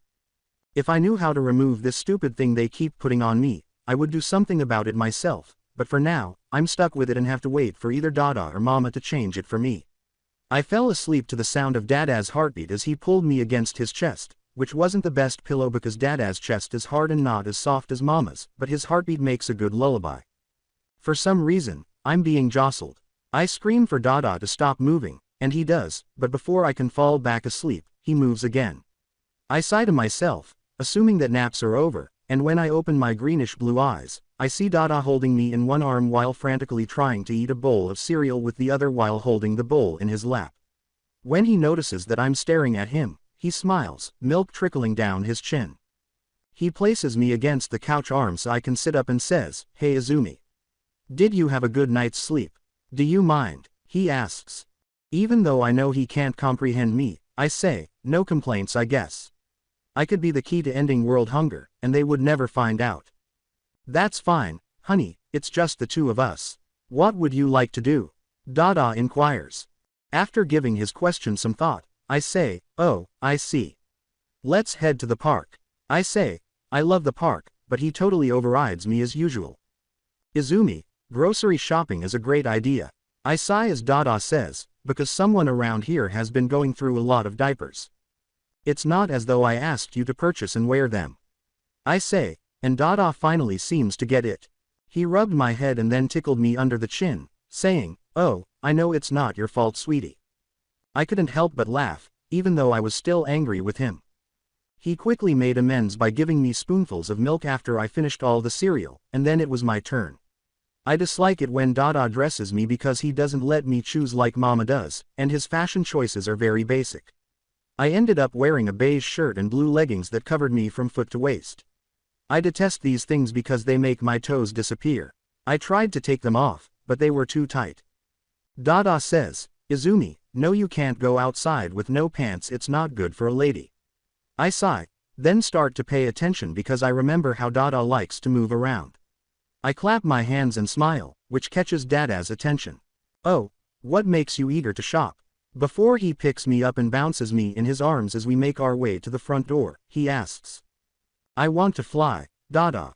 I say this, and to my surprise, Dada understands. "Don't you just want to fly?" I scream with excitement as Dada laughs and says, "You're such a silly girl, Izumi. Everything appears so small from up here, and as someone who isn't even a foot tall, that says something."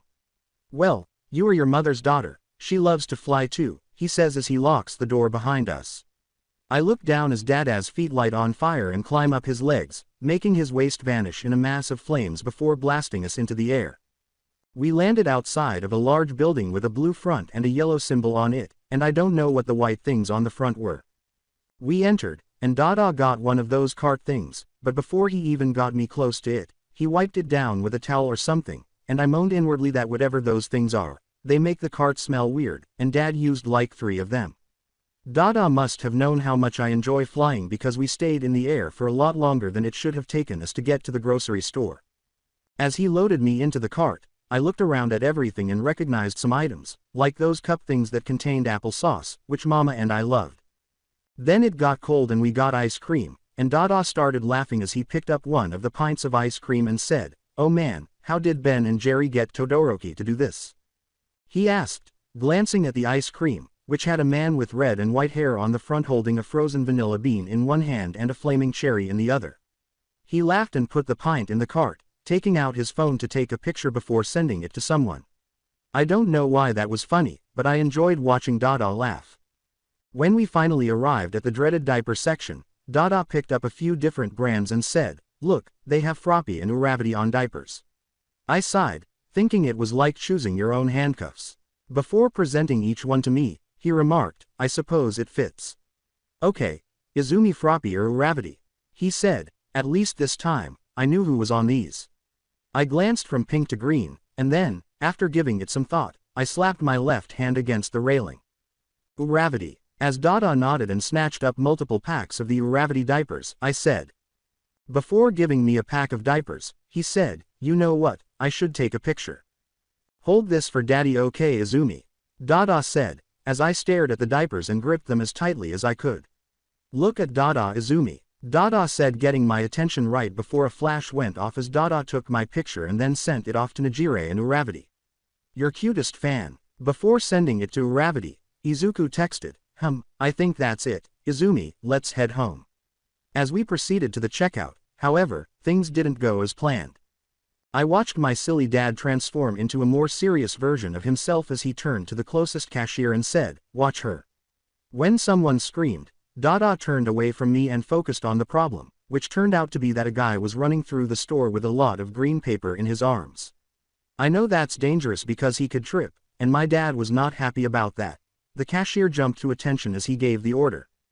"Yes, sir," the cashier yelled as Dad fled, turning into fire and flying in front of the man before he burst back to normal. As the guy was taken away and everyone applauded for my dad, I thought, man, Inferno is the coolest.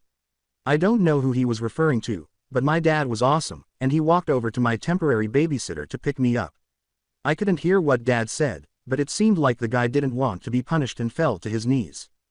As people gathered around Dada and me, the store manager said, "Oh, thank you Inferno, we would have had no way to stop that villain."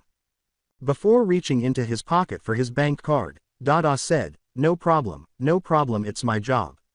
Now just let me pay for these and I'll be on my way." The manager pushed his hand away. The manager bowed and said, "We couldn't think about it, sir. Please take your purchases and our humble thanks." My Dada gave him a confused look and then his card, and then a slight smile. Dada said, Thank you."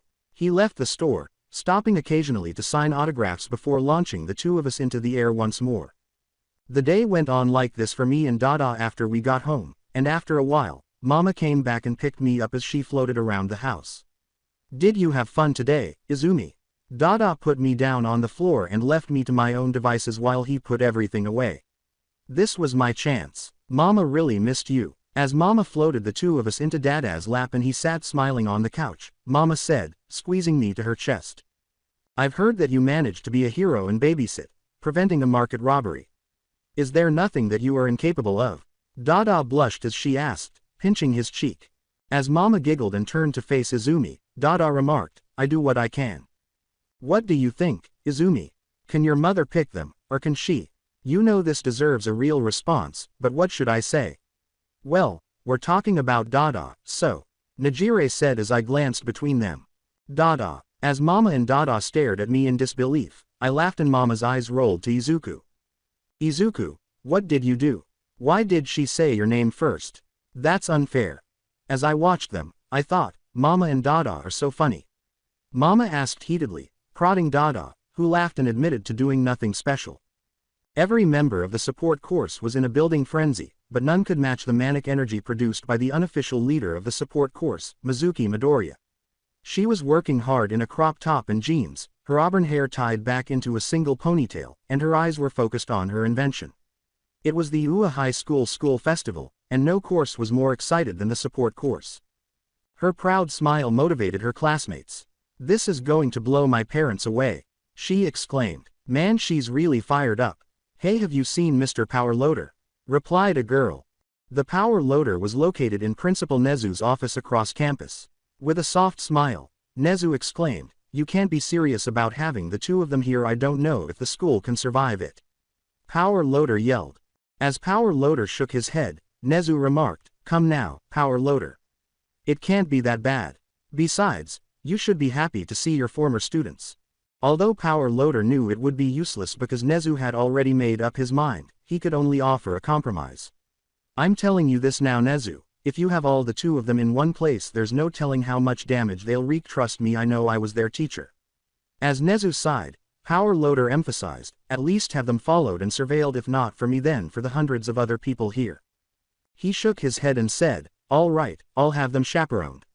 As Power Loader shook his head, an explosion erupted close to UA's front gate. "Honestly, Power Loader, I'm shocked you have so little faith in you."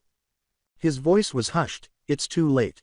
Izuku and Mei Midoriya, the top couple in support items, were standing at the center of the smoke cloud.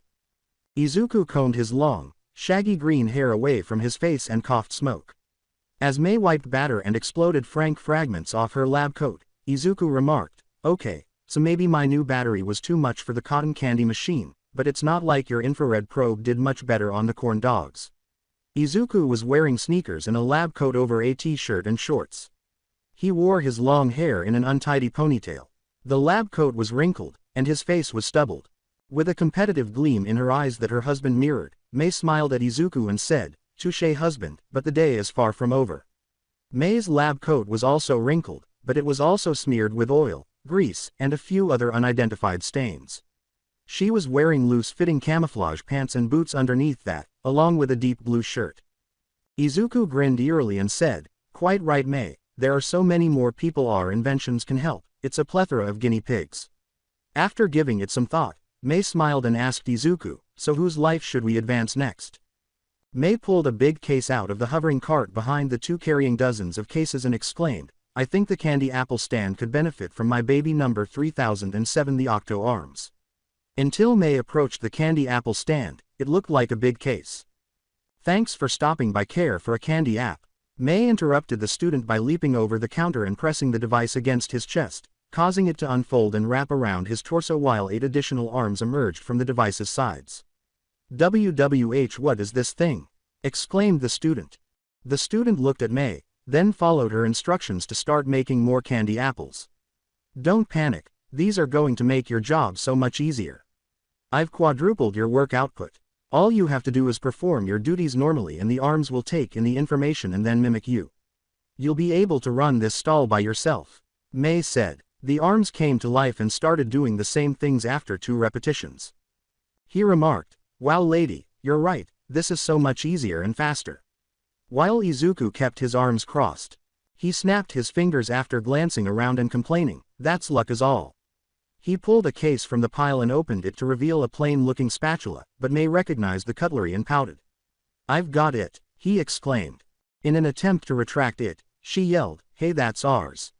Izuku shook his head. As he approached the yakisoba stand, he grinned proudly and said, "Sacrifices must be made, my love, besides this is the prototype, I've already finished the improved version." As the boy glanced at him and grinned, Izuku said, "Pardon me, my boy. I see you working pretty hard there. What if I told you I could triple the work and it would only require you to use one hand?" As Izuku handed the boy the ordinary spatula, the boy remarked, Sure man, that would be a big help. This yakisoba is selling pretty fast." The boy in question looked at Izuku and then at the spatula quizzically. Izuku nodded, and the boy remarked, This just looks like a regular spatula, my dude." As the boy pressed the button and 2 more spatulas sprang out of the side, Izuku said, his eyes practically glowing with excited energy, "Yes, but press the button on the bottom of the handle and see what happens."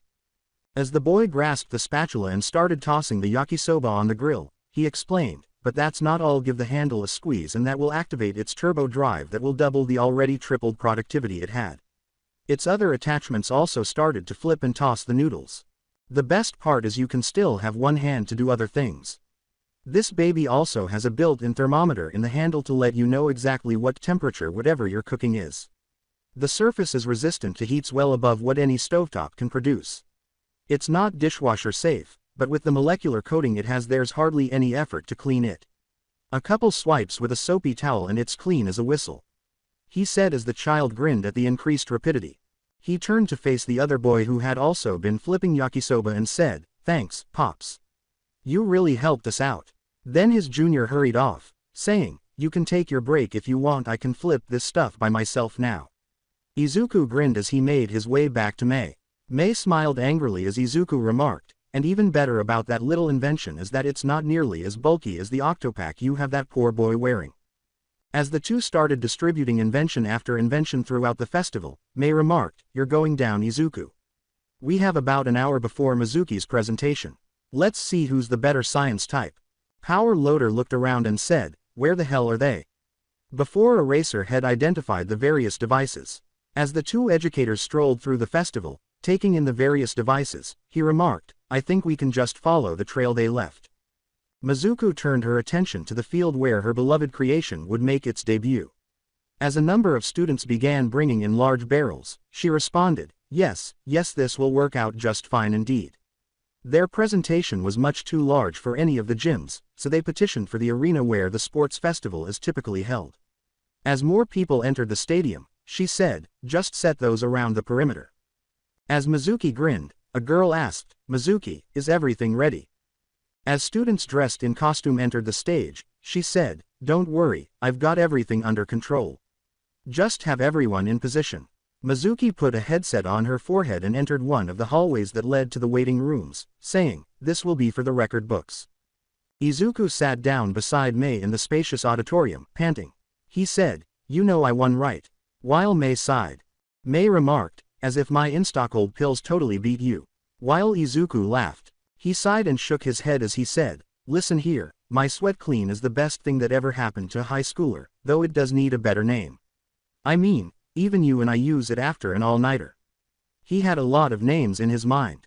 Putting that aside for the moment, we need to support Mizuki. She was really excited about this. He said with a nod.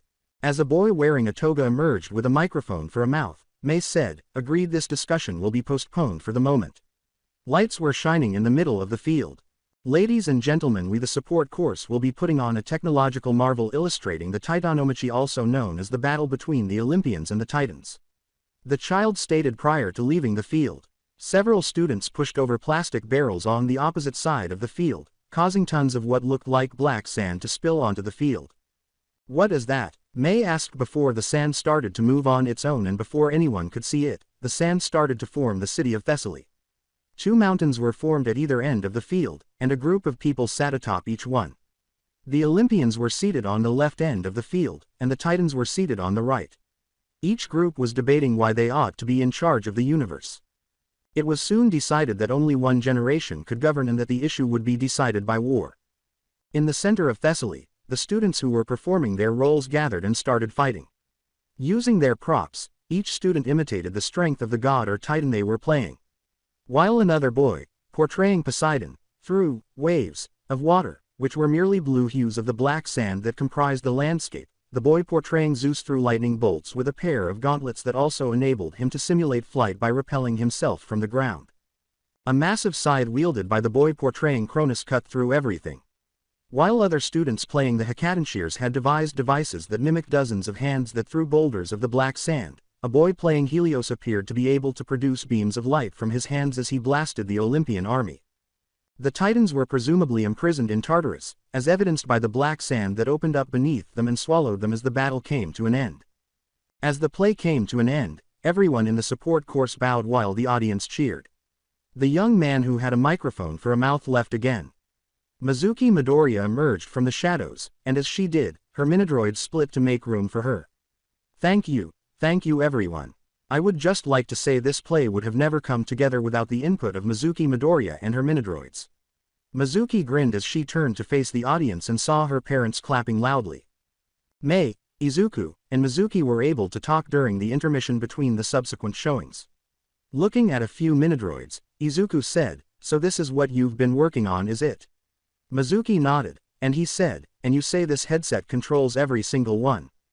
Yes Dad, this headset instructs all the droids to make a single thing or several things if you have enough like the entire set for that play. She said while Izuku nodded. As Mei grinned and gave her daughter a hug, he patted his daughter's head and remarked, ingenious, truly ingenious Mizuki. She exclaimed with pride, that's our girl. Just before the door to Mizuki's waiting area was flung open, revealing a furious power loader. Found you, he exclaimed, glancing at Mei and Izuku. Izuku and Mei exchanged a slightly frightened look as he yelled, you two, I knew letting you in here was a bad idea. As power loader's eye twitched, Izuku remarked, but power loader, we haven't done anything. As he dragged Mei and Izuku away, he said, come with me and say that again. Mizuki was completely taken aback by what she saw as she followed her teacher. While the other 6 threw candy apples at the crowd, one boy was encased in a pair of robotic arms. Then a boy was a dozen feet in the air, being held there by a spinning spatula. Additionally, there was a group of cheerleaders whose bodies were covered in foam and whose bodies were pink as they drank water. Power loader glanced at Mei and Izuku. Izuku and Mei rubbed the backs of their heads as he asked, you still think you haven't done anything? As Mizuki closed her eyes and sighed, Izuku remarked, well maybe we did do a little. There was a rattling sound as a horde of Mizuki's microdroids rushed through the festival, seizing the uncontrollably moving spatula and turning it into a slide that allowed the boy to safely descend to the ground. As it held the other arms in place, the swarm then attacked the bound boy, swarming in between the arms and letting the boy slip free. Power loader observed how easily Mizuki handled the carnage. She dressed down both of her parents while Izuku and Mei held their heads in shame. Mom, Dad, you need to be careful about your gadgets, not everyone can handle them like we can. It's like giving a flamethrower to a kid. I can't believe you, she yelled. Power loader looked on in wonder. As he watched the girl continue to chastise her parents, he whispered, Mizuki, you are my best student. In the office of the disciplinary committee, a girl named Yoshikawa was seated at the end of the table. She was dressed in the standard school uniform, which consisted of a white button-down shirt and a black skirt. She was playing with her fingers with her hands in her lap. Her green eyes gazed up at the chairman of the disciplinary committee's unreadable face. He wore rectangular glasses and had his black hair combed back. He was dressed in black slacks and a dress shirt. She nearly lost sight of the other boy in the room because it was so dark. He wasn't particularly noticeable, but she had seen him a few times around the school. His hair was unkempt and deep green, like moss. His green eyes were fixed on her as he stood in the corner. She felt as though she were being X-rayed. Yoshikawa cleared his throat. As the Mitsurugi leaned forward and adjusted his glasses, she questioned, Mitsurugi, what's the purpose of calling me here? First of all, thank you for coming, Yoshikawa. To answer your question, we've brought you here in regards to the incident that happened a few days ago. As you know, several days ago Marui Yaku was accused of stealing several pair of panties from the girls' locker room. One of those pairs being yours. Mitsurugi said with a shiver. Yes, I remember, but that was taken care of. I hear that Marui is going to be sent away. It's what he deserves, the pervert. She raised her arms. Mitsurugi gave Yoshikawa a look. Yes, well, we have reason to believe that Marui was framed for this. Yoshikawa leaned forward, both hands on the table, and exclaimed, what? Yoshikawa hissed, you can't be serious, of course that little creep did it. The boy in the corner stepped forward in the gloom and asked, what makes you so sure? Yoshikawa had to turn away from him because of how intense his gaze was. A little intimidated by the boy's eyes, she said, I mean, it has to be him. What other sick individual would do such a thing? The boy pointed directly at Yoshikawa and said, that's a good question, and I have the answer, you. She yelled, are you crazy? Are you implying that I took the girl's underwear? Before turning to face Mitsurugi, Mitsurugi waved a hand to the boy next to him and said, Mitsurugi, who is this man and why are you letting him make baseless accusations against me? This is not what I would expect from the leader of the disciplinary committee leader. The boy straightened up and said, Yoshikawa, this is Suzuki Midoriya. He assists the disciplinary committee on challenging or unusual cases. The boy pulled out a portfolio and organized the pictures inside, saying, now that the introductions are over, let's get down to business. Yes, I am accusing you of stealing the girl's undergarments. Of course I have the evidence to back it up. First of all, our supposed thief Marui Yaku, an eccentric boy if I'm to be kind. He definitely has the air of a pervert, but he only had eyes for one girl, Yu Yoshikawa. It's no secret that he's confessed to you multiple times, each time being rejected, but he's dogged in his pursuit of you. His constant affections caught the eyes of your classmates who began to tease you about it. That was something you could not allow. Suzuki leaned in Yoshikawa's direction and put his hands on the table. So you came up with a plan to get rid of Yaku and get back at the girls who teased you about his confessions. That's ridiculous. If you're so sure about this, then where is the proof? You haven't shown me anything to prove I did this, and just so you know, my panties were stolen too. Are you saying I was willing to put my own panties in that creep's locker? She grumbled as Suzuki laughed. As Yoshikawa leaned back, Suzuki remarked, since you brought it up, no, I don't think you put your panties in Yaku's locker, because the panties you said were yours weren't. Suzuki nodded, and she said, pardon me, I think I would know my own panties. Of course you would. After all, at the crime scene you said that the panties found were your favorite pair, which is something a number of girls corroborated. Now here's where I prove those panties weren't yours. You see, if in fact that pair of strawberry striped panties were your favorite pair, they would have much more wear and tear. Clothes suffer damage in the wash over time, and the more you wear them, the more you wind up washing them. Yet the pair found weren't faded, the waistband wasn't frayed, nothing. Even if you had bought the pair recently, there would be some indication they'd been worn at least once. It's as if the pair found in the locker were bought just to be put there. That's some flimsy evidence, wouldn't you say? Mitsurugi, is he really someone you trust with these complicated cases? She replied with a smirk. Suzuki grinned and accepted it. Mitsurugi gave a shrug. According to Mitsurugi, who was observing Suzuki, he hasn't done anything to prove otherwise. Yet. I know a single piece of evidence does not a conviction make, but I have more. Second piece of evidence, I posited that you did this because you wanted Yaku gone and to get back at the girls who teased you. There were several pairs of panties found outside of Yaku's locker. These were what led to Yaku's locker being opened. Those panties belonged to each of the girls who teased you the most about Yaku's obsession. Of course this would be completely mortifying. They wouldn't be able to go around the school without everyone seeing their panties in their mind's eye. Yaku is not the smartest person in school. That honor belongs to yours truly. Suzuki raised his hand. Still, he's not so much of an imbecile that he'd leave a trail back to his stash. Furthermore, I've asked around to see if any other girl had problems with Yaku, and the shocking thing was that Yaku was a complete pervert up until this year. As soon as he laid eyes on you, his advances and perverse behavior towards other girls stopped. So why would a diehard Yoshikawa addict steal anybody else's panties but yours? And before you say to cover his tracks, then why go so far as to stash all the panties in his locker? If he wanted to hide his scent, why not take just yours and ditch the others somewhere? Suzuki said, cutting off Yoshikawa's assault on his theory. As Yoshikawa got to his feet, Suzuki remarked, Yaku has an alibi, which is the irrefutable proof at last. That's a lie. He never said anything about having an alibi. Suzuki laughed. Suzuki took out his phone and showed Mitsurugi and Yoshikawa the screen, saying, well, you see, his alibi is rather damning in and of itself, but after letting him know he might be facing lockup in a juvenile facility, he came clean. They witnessed the swim club practicing their laps, and they heard heavy breathing over the sound of the water splashing and lapping. During the time of the crime, Yaku was hiding in the towel bin and spying on you, Yoshikawa, as he, for lack of a better term, pleasured himself. This video is from Yaku's phone, sent directly to me. Just to be sure that this wasn't a fake, you can listen to some of the girls talking about a test she took that was scheduled for today, making the date of this video irrefutable. He has quite the library of videos of you. On cue, there was a low moan on the screen. Mitsurugi yelled, that's enough, Suzuki. As Yoshikawa collapsed back into her chair and covered her mouth, and Suzuki switched off his phone. She exclaimed, that's disgusting, that's his alibi. While Suzuki gave a nod. Of course Yaku will face some disciplinary action for that, but he's free of the crime of panty theft, leaving you who had motive and opportunity to take the fall. So Yoshikawa, what is your alibi for the crime? Suzuki asked while grabbing her head. As the two of them left the office to make room for the principal, Suzuki stepped back, collected his notes, and turned to face Mitsurugi.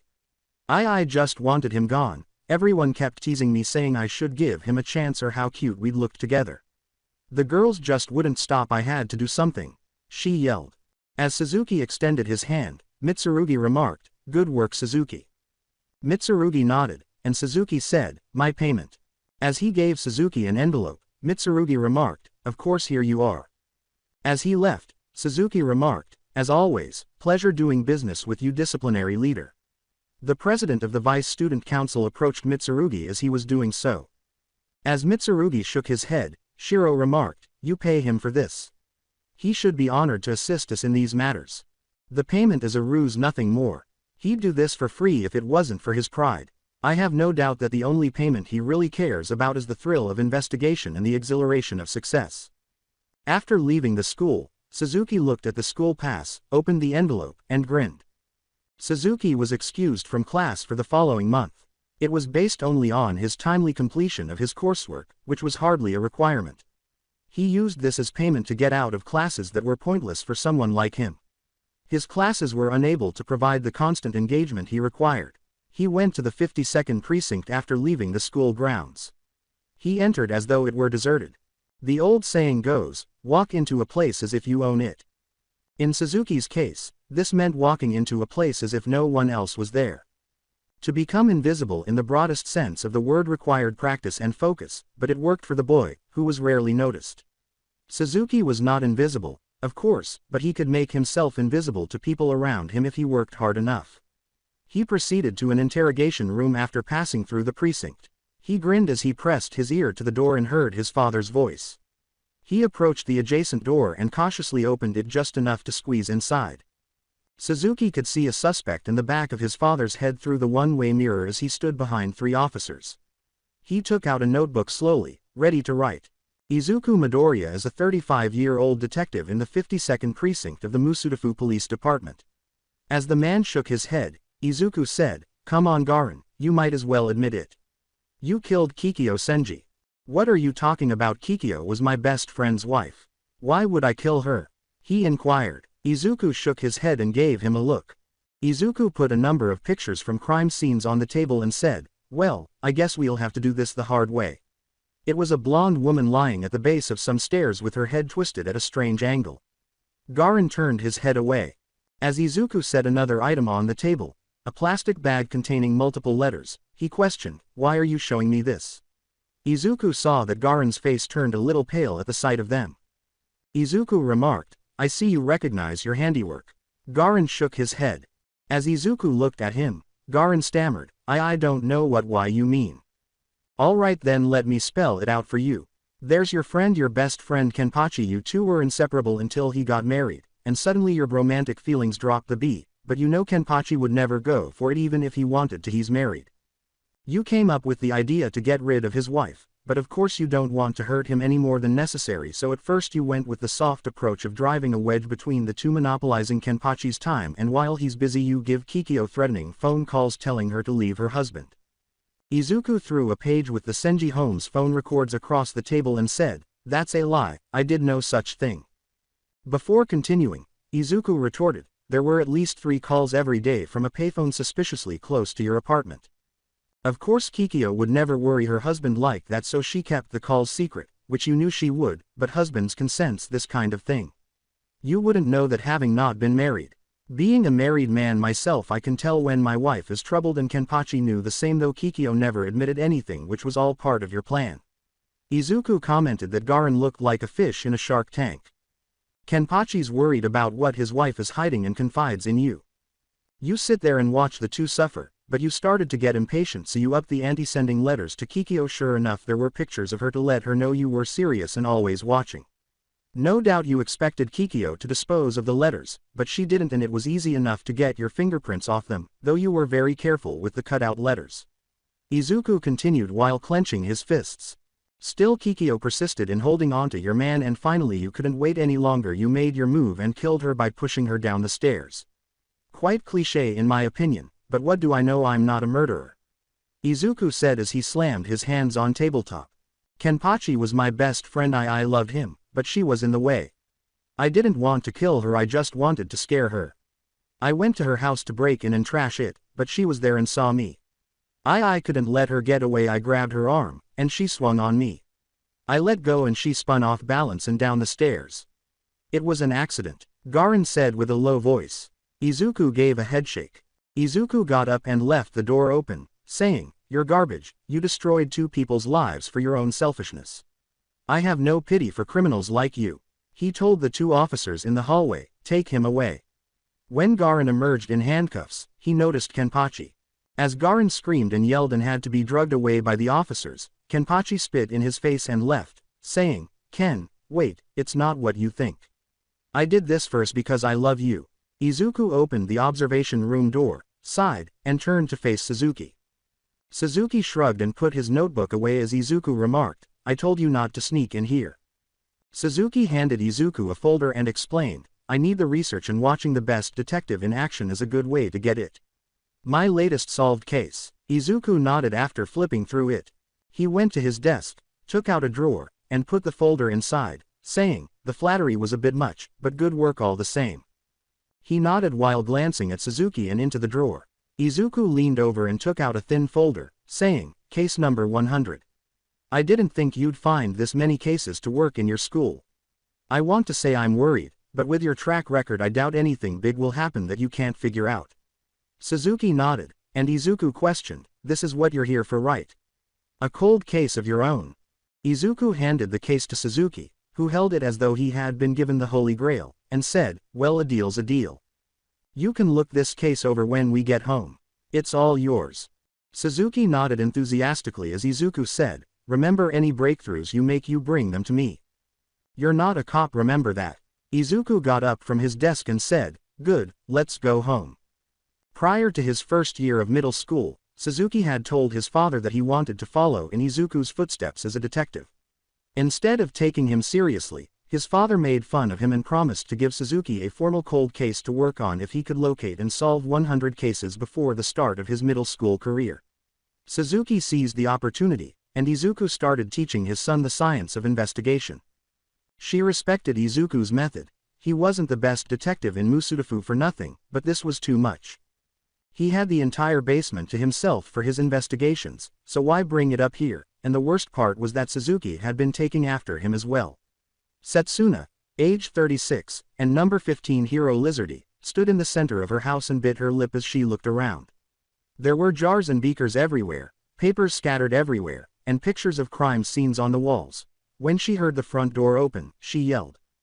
So her sister is the only person who is still worried about this girl who has been missing for a number of years. Although the husband was suspected, there was no proof that he was involved. As he and his father entered, Suzuki inquired. "Yes, I do have some suspicions, but for the time being, I want you to enter with new eyes." Izuku was halted when a severed hand choked him and Suzuki's hair was knotted in another way. "This place needed to be cleaned by you too."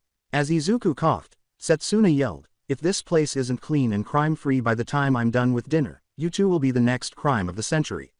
She then dragged the two inside and slammed the door. "Dear, there's no such thing as the perfect crime, though you might come close." Setsuna grinned. "How likely do you think it is that your colleagues will solve this crime without you present?" As Izuku swallowed, she inquired. Since Suzuki nodded, Izuku said, "Point made, Suzuki, shall we?" The two then started gathering papers and removing the pictures from the walls. It was the beginning of the year, and many had gathered outside the Ryokugyu dojo for its annual enrollment tournament. Every year the dojo opened its doors and took on students, and the record amount of students taken in one year was 10. It has never been beaten. There are dozens of times that number gathered here now. In the city of Musudafu, there is a powerful dojo run by arguably the strongest quirkless man, who has earned the title of #1 martial artist, even going up against people who have quirks and winning. As a girl with purple hair and 4 eyes laughed next to him, a boy with 4 arms and green skin said, "Oh yeah, this is it, I'm definitely getting into the Ryokugyu school today." "Rethink, good sir, the Ryokugyu doesn't need a jerk like you." As the 4-armed boy snarled, the girl remarked, "This is not a back alley fight club, but a place of elegant style and technique.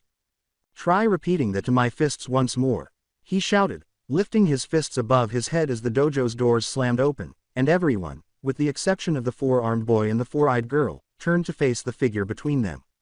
He was wearing a green gi tied by a black belt, and a finger was pointed at him and a palm outward to the girl. The boy had bright orange hair and a green streak down his left side. The boy glared at him before turning to face the girl, saying, "Please." He said coldly as the boy dropped his arms, "I would appreciate it if you didn't disrespect this dojo by fighting in the street." When the girl made a little bow, he said, "Right, sorry." Along with her, the boy straightened up and grinned broadly. "My sincerest apologies. I sincerely appreciate your understanding. I'm Itsuki Midoriya, and I'll be teaching your entrance exam, everyone." As he led everyone up the stairs and into the dojo's spacious training room, Itsuki said, "Now if you'll follow me, I'll explain the parameters of your test. The test will be simple, all you have to do is grab one of these from behind me." Itsuki pointed to 10 white belts. "If you can somehow get past me and Ta." There was a blur as something sped past Itsuki to the case. "I'll be taking one of those belts, sorry, sucker," shouted a girl with blonde hair and black spots in it as she blurred past Itsuki. "This one's mine." A spectral hand of glowing blue energy floated where the girl had been before vanishing, and everyone turned to watch Itsuki emerge from a palm thrust stance. I shouted as she reached for a belt only to be knocked aside and slammed against a wall. "I acknowledge that was a good attempt, but please hold off until the explanation is finished. Get past me and take your place in our dojo, as I was saying." Itsuki smirked at the audience, sending shivers down their spines. "Of course that's the best case scenario, but make no mistake, I will do my best to ensure none of you get a belt. As you know, the record of new members in a single year was 10, so that's the amount of belts we have here, which means about 90 to 95% of you are going home. No weaklings will be allowed in my dojo. I am the inheritor of this dojo, which belonged to my father. Our reputation will suffer if a weak person enters his dojo, so I advise everyone to give it their all when they approach me or leave." Itsuka moved beside Izuku Midoriya, who was standing in the shadows on the balcony above the training hall, observing his son with green eyes. "Are you sure about this, Izuku? Itsuki is just a boy," Itsuka remarked. "Giving him this kind of responsibility all by himself seems a bit excessive." Izuku was silent for a moment before continuing. "Itsuki's skill level has increased significantly. He has always been my best student, but he hasn't matured. He has become conceited as a result of my pampering him as my heir." Itsuka looked at her son and sighed, unable to dispute her husband's assessment of their son, a proud young man supported by his extraordinary martial prowess. "He needs to put his pride on the line," Izuku said, crossing his arms. Itsuka said, "I hope this won't end badly." Izuku grinned. "If a setback here is enough to stop Itsuki, then I overestimated him," Izuku replied. Itsuki took a deep breath before opening his eyes as the throng of would-be students stared at him before some started to rush forward, followed by others, until the entire horde was approaching him. Two enormous translucent arms materialized at his sides, and as he moved his hand forward, one of them slammed down onto the ground, causing a ripple in the ground that knocked people to their knees, while others leapt over the shockwave before being swept to the side by another giant hand. The hands mirrored Itsuki's own hand movements, allowing him to push back all the fighters. After being repeatedly knocked back, many applicants gave up during the hour-long battle, leaving only one boy standing, who collapsed to his knees, saying, "What the hell is impossible?" The last participant yelled, "There's no way I can beat this guy, I'm too weak." The boy in question was bald and wore glasses. His track pants and t-shirt were filthy from his repeated attempts to pass Itsuki, who was unremarkable in every way. Itsuki grinned from his position in front of the belts. He hadn't been forced back or required to move from where he had started. "After that, head home. I warned you that I would not let any of you pass." Itsuki said, "You're just too stubborn," and then someone spoke up. Izuku Midoriya, the most powerful quirkless man, was 5 feet 8, with green hair that reached his shoulders and stubble on his face. He wore a deep green gi that exposed his broad chest, but instead of a black belt, he wore a sash around his waist that featured a red circle and the Japanese number 1. "You have passed," Izuku said as he fell to the ground beside his son. Izuku took one of the belts and threw it in front of the boy, and Itsuki remarked, "Father, what do you mean, he hasn't gotten past me to receive a belt?" "What?" the boy said, staring at Izuku bewildered.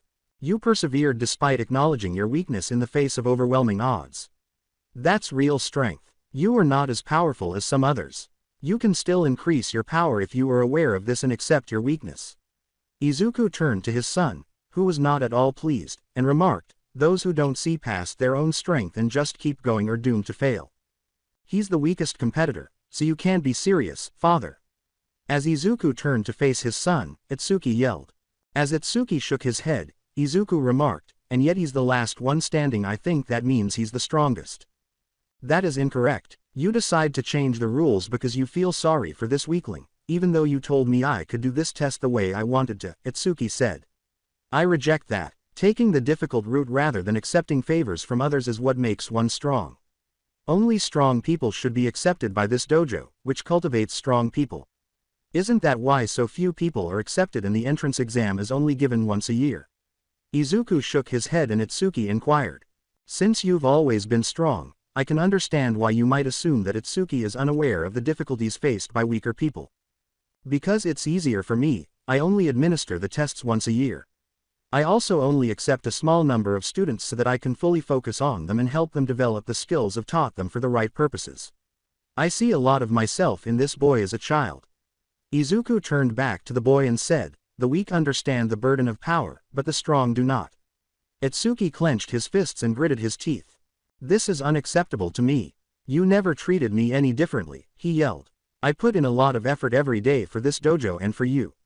You never withheld anything, so why now? I worked until my body failed repeatedly in order to earn your mantle. Izuku gazed at his newest pupil and sighed. Izuku turned to Itsuki and assumed a fighting stance, saying, this has been on your mind for a while, hasn't it? Itsuki, very well, let's talk. Like only we can. From above, Itsuka shook her head, and Izuku said, why don't you come back tomorrow? We'll begin your lessons then. He was guiding the boy out the door, still in shock, as he walked down the steps in a daze. With these two, it always boils down to this. You two can only comprehend one another in this way. She smiled as she leaned on the railing and remarked, martial arts are a bond between you. Itsuki circled around his father for a moment before attacking, his astral hands going forth and clapping around Izuku, who braced himself and blocked with his forearms. Itsuki kicked forward, producing a large astral foot that slammed into Izuku, who blocked with his foot, halting its progress as Itsuki dropped from above. He's completely open, all his limbs are occupied. Itsuki thought as his father suddenly vanished as all three limbs slammed together, with Itsuki landing on top of them before they vanished. Izuku appeared a short distance away, staring at Itsuki, his face inexplicable, which only made Itsuki even more enraged as he launched at his father, his phantom hands and feet throwing themselves at Izuku, who dodged with ease. Nothing I did was ever good enough for you, Itsuki said, standing in front of his father, exhausted but determined to keep going, throwing feeble punches against his father's abs for several minutes until he was unable to produce any more astral attacks. I was your son, so it was only to be expected. Before Izuku drew his son close to him, Itsuki remarked, why you were never proud of me. I've always been proud of you, Itsuki.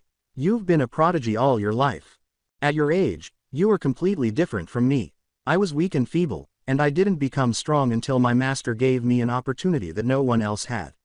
I made this dojo Itsuki for that reason, to ensure that others would have the opportunity that I did. Izuku hugged his son and said, you never had that problem, and no one needed to help you get strong. You always were, but you need to temper that strength with humility and compassion. With a slight sigh and a flush, Itsuki remarked, you could say it more often, Dad. Izuku laughed. All right, I'll confess that I was mistaken in that regard. I'm really proud of you, Itsuki. As Kendo landed beside the two, Izuku remarked, I have no doubt that you are the future of Ryokugyu Dojo. I'm proud of you too, Itsuki, and what your father said is true. If it weren't for me, your dad would still be a cute little wimp. Okay, make some room for mama, she said, joining in the embrace. As Izuku flushed, she remarked, I miss that guy. You were to blame for Wimp's absence at this time. Izuku grumbled, your training almost killed me, Itsuka, as the woman with the orange hair waved her hand. She teased, don't be such a baby. Your master father was your mother. Izuku sighed and Itsuki inquired. Yes and no, Izuku remarked, my official master was Jack-sensei, but I asked your mother out and she only agreed to date me if I could pass her training regimen for a month, so kind of. Kendo scowled. As Izuku shook his head, Kendo remarked, I was your first master, even though he may have been your official one. Yes, dear. Today was just another typical day at UA, with the exception that Roku Midoriya had completely forgotten about Parents' Day.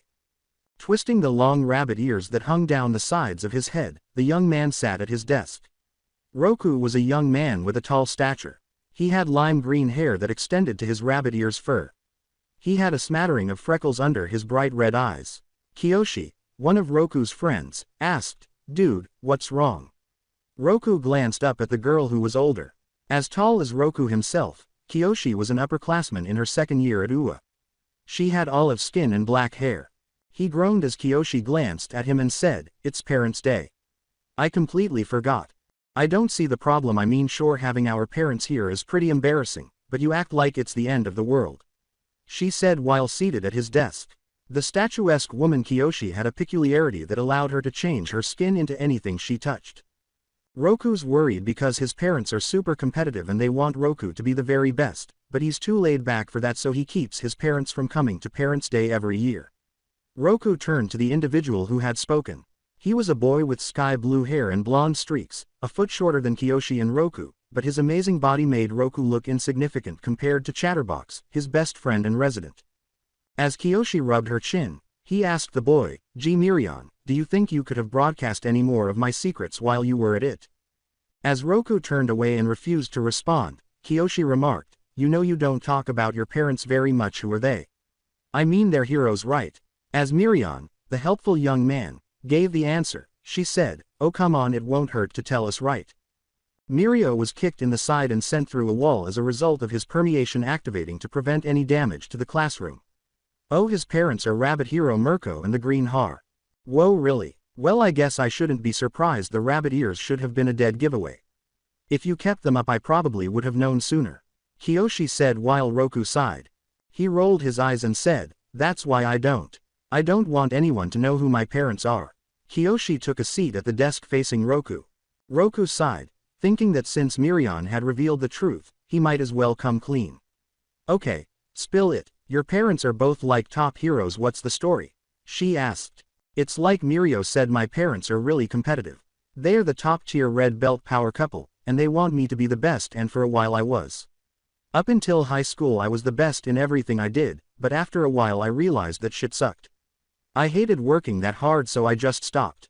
I do enough to get by, but that's it, but if my parents found out they'd want more. The other reason is because my mom is every guy's wet dream," he said with a shiver as Kiyoshi nodded. As Roku scowled at her, Kiyoshi remarked, "Well, you can't deny that your mom is hot. I'm not into girls, but if I were, your mom would be at the top of the list." As the bell rang to mark the start of the day, he sighed and said, "Exactly. Do you know how many guys' houses have been to and walk into their bedroom and find my mom plastered on their walls? It's disturbing, so I kept it secret from everyone. As far as people know, my parents work overseas, but now that's all going to come to an end. I'll have to throw my anonymity away while they're here." The event was one of the few public UA events, and crowds flocked to UA. The heroine Najire and the hero Lemillion stood close to the entrance. Reminiscent of his late master Night Eye's suit, Lemillion wore a gray suit with a red tie and white dots. Najire wore lavender blouse, black heels, and a black skirt. The two saw another couple enter as they stood there. There was a lot of interest in this pair. A man with deep green hair and a green pinstripe suit entered the campus. A tall, dark-skinned woman with white hair and a robotic left arm stood beside him. She had the word, "Rabbit," scribbled across her bust in a tank top and jeans. Mirio exclaimed, "Izuku-senpai, there you are." As he and Najire approached the newest hero duo, Mirio asked, "How have you two been?" As Izuku grinned and gave him a fist bump. As Najire entered, he remarked, "Good Mirio, and you don't have to call me senpai, I'm not your upperclassman anymore." Najire said, "Oh come on, you'll always be our senpai, Izuku-senpai." Izuku sighed and raised his hands in the air. Izuku said, fine, so how have you two been?" While Mirio was speaking. As Rumi took the stage, Mirio remarked, "Oh good, everything is fine. I still have the #1 spot." Izuku smirked as Rumi remarked, "For now maybe, but I'm coming for it, Lemillion." As the three of them met eyes, he said, "Not if I get there first." Najire knew that having these two by his side would keep Mirio motivated and focused, but she didn't really care about being the top hero, she was just happy to help people. Najire drew the three of them in by asking, hey, why don't we have a little competition? Let's compete at the stall games and whoever wins is king or queen. Wait, no, never mind, how about we let our kids decide? After all, they are the future of heroics. There's supposed to be some sporting events later in the day, whoever wins the most out of the events wins." Najire stated that, seeing the competitive spirit in their pupils. "Deal," exclaimed all three as they made their way to the school to locate their respective fathers. When Roku's parents discovered him, they moaned and told him about the competition they were in. Now he would have to take it seriously. Mirion was forced to accept the challenge because he could not possibly refuse such a challenge. Roku nodded, and Rumi remarked, "You understand, right, Roku? This is for the family." As he walked to his desk and saw Miriam staring at him with pure joy, he said, "Okay, Mom, I understand." Roku said, "Guess I've got no choice." Miriam and Roku were in the boys' locker room getting dressed for the gym. Miriam laughed as Roku remarked, "You could have said no. Your parents actually listen to you." As Roku moaned, Miriam remarked, "Why would I say no? I've wanted this for a while. You never take my challenges seriously, but now you have to." As he and Mirio headed to the track, Roku remarked, "Okay, you started this." Miriam and Roku were called to the starting line by their homeroom teacher, who announced, "This will be the first heat of the races. There will be 4 races in total with 5 competitors. When I call your name, line up." Izuku grinned while Rumi's leg bounced enthusiastically as the 4 parents sat together in the stands. Since his son was the son of the fastest man on the planet, he knew he had this in the bag. Roku was on the other side of the finish line in a flurry of dust and air after the starting signal was fired. There was a web of cracked earth where he began. Miriam used his wave blast to boost himself across the finish line after flying at his fastest speed and crossing it seconds later. Roku looked at Miriam and sighed. As Miriam grinned, Roku remarked, "You know I can't hold back." As shouting came from the crowds, Miriam remarked, "I'd kick your ass if you did." Mirko exclaimed, "That's my boy. That's my son." As Izuku clapped so violently that his hands were a blur. Mirio and Najire also clapped at their side. Although Izuku and Rumi nodded, Mirio remarked, "That's just the first event, don't get cocky you two." The two of them said together, "We'd never dream of it." The next activity involved Roku and Miriam playing opposing teams in a dodgeball match. Once Roku shrugged, Miriam said, "I'm going to get you back for last time, Roku." With 7 balls lined up along the middle line of the court, he sighed and said, "You started this. I just wanted to go about today giving minimum effort, but you just had to encourage this." The referee yelled, "Begin." As Roku charged forward, snatching 2 balls while Miriam and his teammates grabbed 3 more that were blasted with their power. Roku threw his ammunition quickly, hitting 2 members of the opposing team while quickly evading any reprisals. Roku's speed wasn't much help in a small area, like half a court, and multiple balls thrown at him at once were his undoing. In reality, the game was just Roku and Miriam whittling down the other's team until only the 2 of them were left, at which point Miriam's permeation prevented him from being hit. As they applauded their son's triumph, Najire gave Mirio a side hug. Regretfully, Miriam and Roku were unable to compete against each other because the previous events were class-related.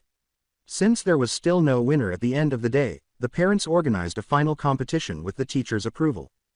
The 4 adults nodded, and Roku and Miriam asked, "Basketball?" Indeed, it was a game of rock paper scissors. It was either this or swimming, and we won. Rumi and Izuku replied. In high school, Roku was equally as good at basketball as Rumi was. Although Izuku liked soccer, he was also somewhat drawn to basketball because of his wife's passion for the game. Roku tightened his jaw. He believed that this was the end of it. All he wanted to do was return to his normal self. Being the most popular hero didn't matter to him. Because he knew he would be free to do as he pleased, he wanted to be a hero. He had no desire to constantly be a well-liked hero on television. His parents took great pleasure in that competition, and he didn't want to be drawn into it. As Izuku and Rumi turned to face him, Roku responded, "No." Rumi grabbed for Roku's arm and said, "What's up, we got a game to win." However, he was slapped away. Roku exclaimed, "I said no. I don't want to play this stupid game. I don't want to compete. I hate competing like this." And then he fled from everything, or so he believed, after running off his long legs. As he gradually caught up to Roku, he glanced over his shoulder and saw that his father was running after him, green lightning crackling all around him. He yelled, "Roku, wait." As Roku turned around and sprinted away from his father. However, he knew it was futile because his father was moving too fast and, despite his rabbit genes, he didn't think he could outrun him. This was soon demonstrated when Izuku caught up to him and then cut him off, forcing Roku to stop. "Dad, just leave me alone. I'll apologize to Mom later, but I won't apologize for not going along with your game or whatever. I don't like competing like you and Mom do. You both thrive on that, but I don't. Competition doesn't hold that thrill for me, it hasn't for a long time," he said while sitting on a bench and sighed. A moment later, As his father sat beside him and pressed a cold can of juice against his son's cheek, he felt another rush of wind. You could have just said so, Roku. You shouldn't have bottled this all up. It's not healthy and leads to things like what happened back there. I thought you liked competing. I mean, you have so many trophies. Izuku said while Roku sighed. I know, and I guess I kind of like competing, but with you and Mom it's like there's nothing but the competition. You constantly move from one thing to another seeking that next rival, that next challenge. I kind of just want to take things slow. Roku replied with a nod. I guess you have a point. We have been pretty hard on you about being the best, but that's because we know you can be. Roku, you have talent that few can even dream of. I think that's why you don't like to compete. You don't have someone you can truly push yourself against, or so you think. Izuku replied as Roku looked at him. Izuku nodded, and he asked, You're talking about Mirion, aren't you?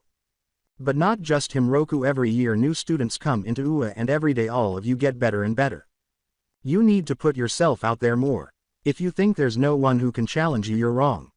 I bet soon there will come a time when there's someone you want to chase and that will drive you forward, but until then it's fine if you just want to coast along for now. Just remember, only dead fish go with the flow forever, Izuku said when a crash was heard next to him and his spouse. Before biting her lip, she briefly flicked her ears back and forth. Sitting next to Izuku, she snatched his juice can and drank from it while the three of them sat there and simply enjoyed the moment. I'm sorry, Roku. I shouldn't have put so much pressure on you. I just wanted you to have no regrets. I believe life should be lived to the fullest, but that might hold a different meaning for you. The following day, Roku walked over to Mirion's desk and leaned forward, his ears perked up as he entered the classroom. As Mirion's eyes widened and a smile spread across his face, Roku remarked, You're not going to beat me, Mirion, no matter what. Mirion exclaimed with joy, I'm not going to stop trying. A girl grinned into a nearby window as she strolled down a small street, looking to the left and right. This girl had bright green eyes and light blonde hair styled into twin tails. She had a row of sharp teeth that clicked together when she smiled. She had on a tight white t-shirt, black shorts underneath, and a blood-red skirt. Her eyes were adorned with almost neon eyeshadow, and she had a number of bracelets jangling on her wrists. As she walked through the dark streets, the light caught on her gaudy leopard print nails.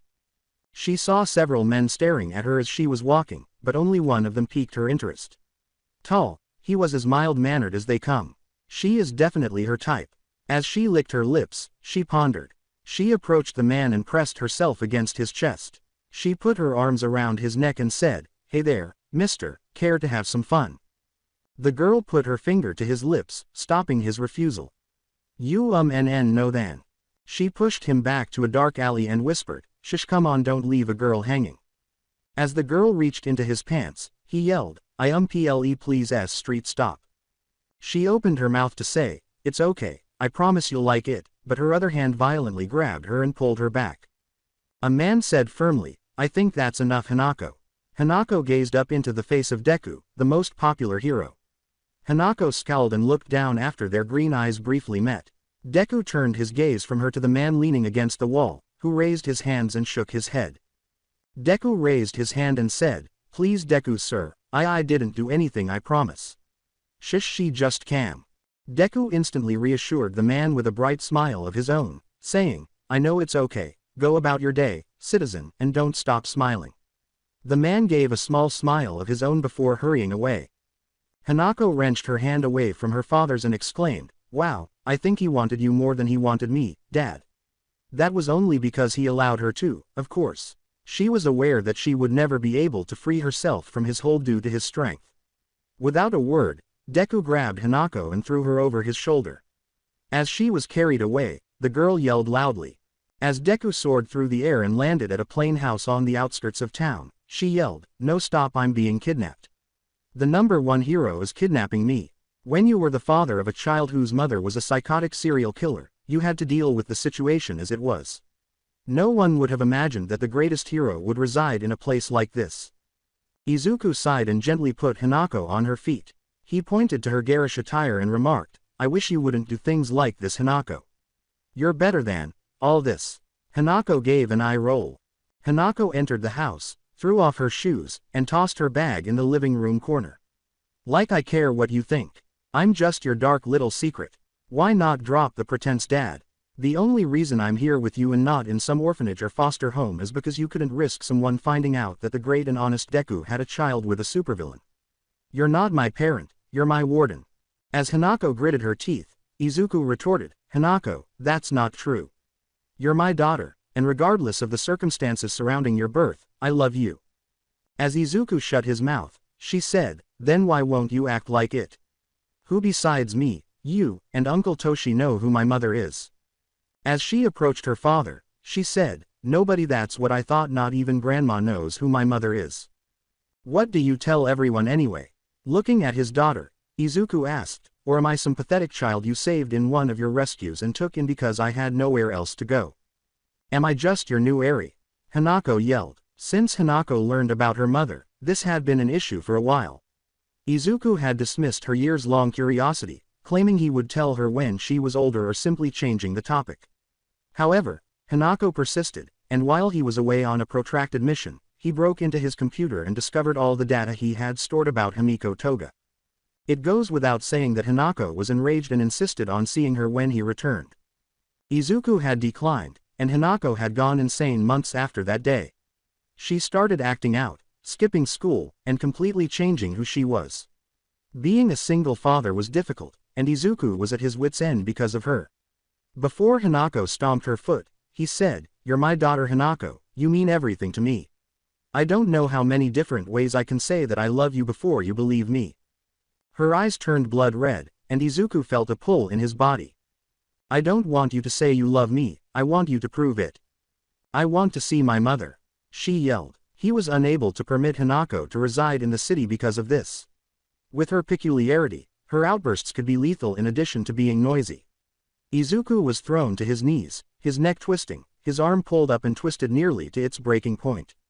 He gritted his teeth as One for All surged through his body, igniting green lightning and releasing Hanako's blood control, enabling him to stand once more. Izuku yelled, That enough Hanako. As his daughter flinched from losing control of him. After stumbling back and briefly leaning against a wall, she glared at him before sprinting to her room and slamming the door. Izuku pressed his temples and moaned. He could feel a headache coming on, and his heart was racing in his head.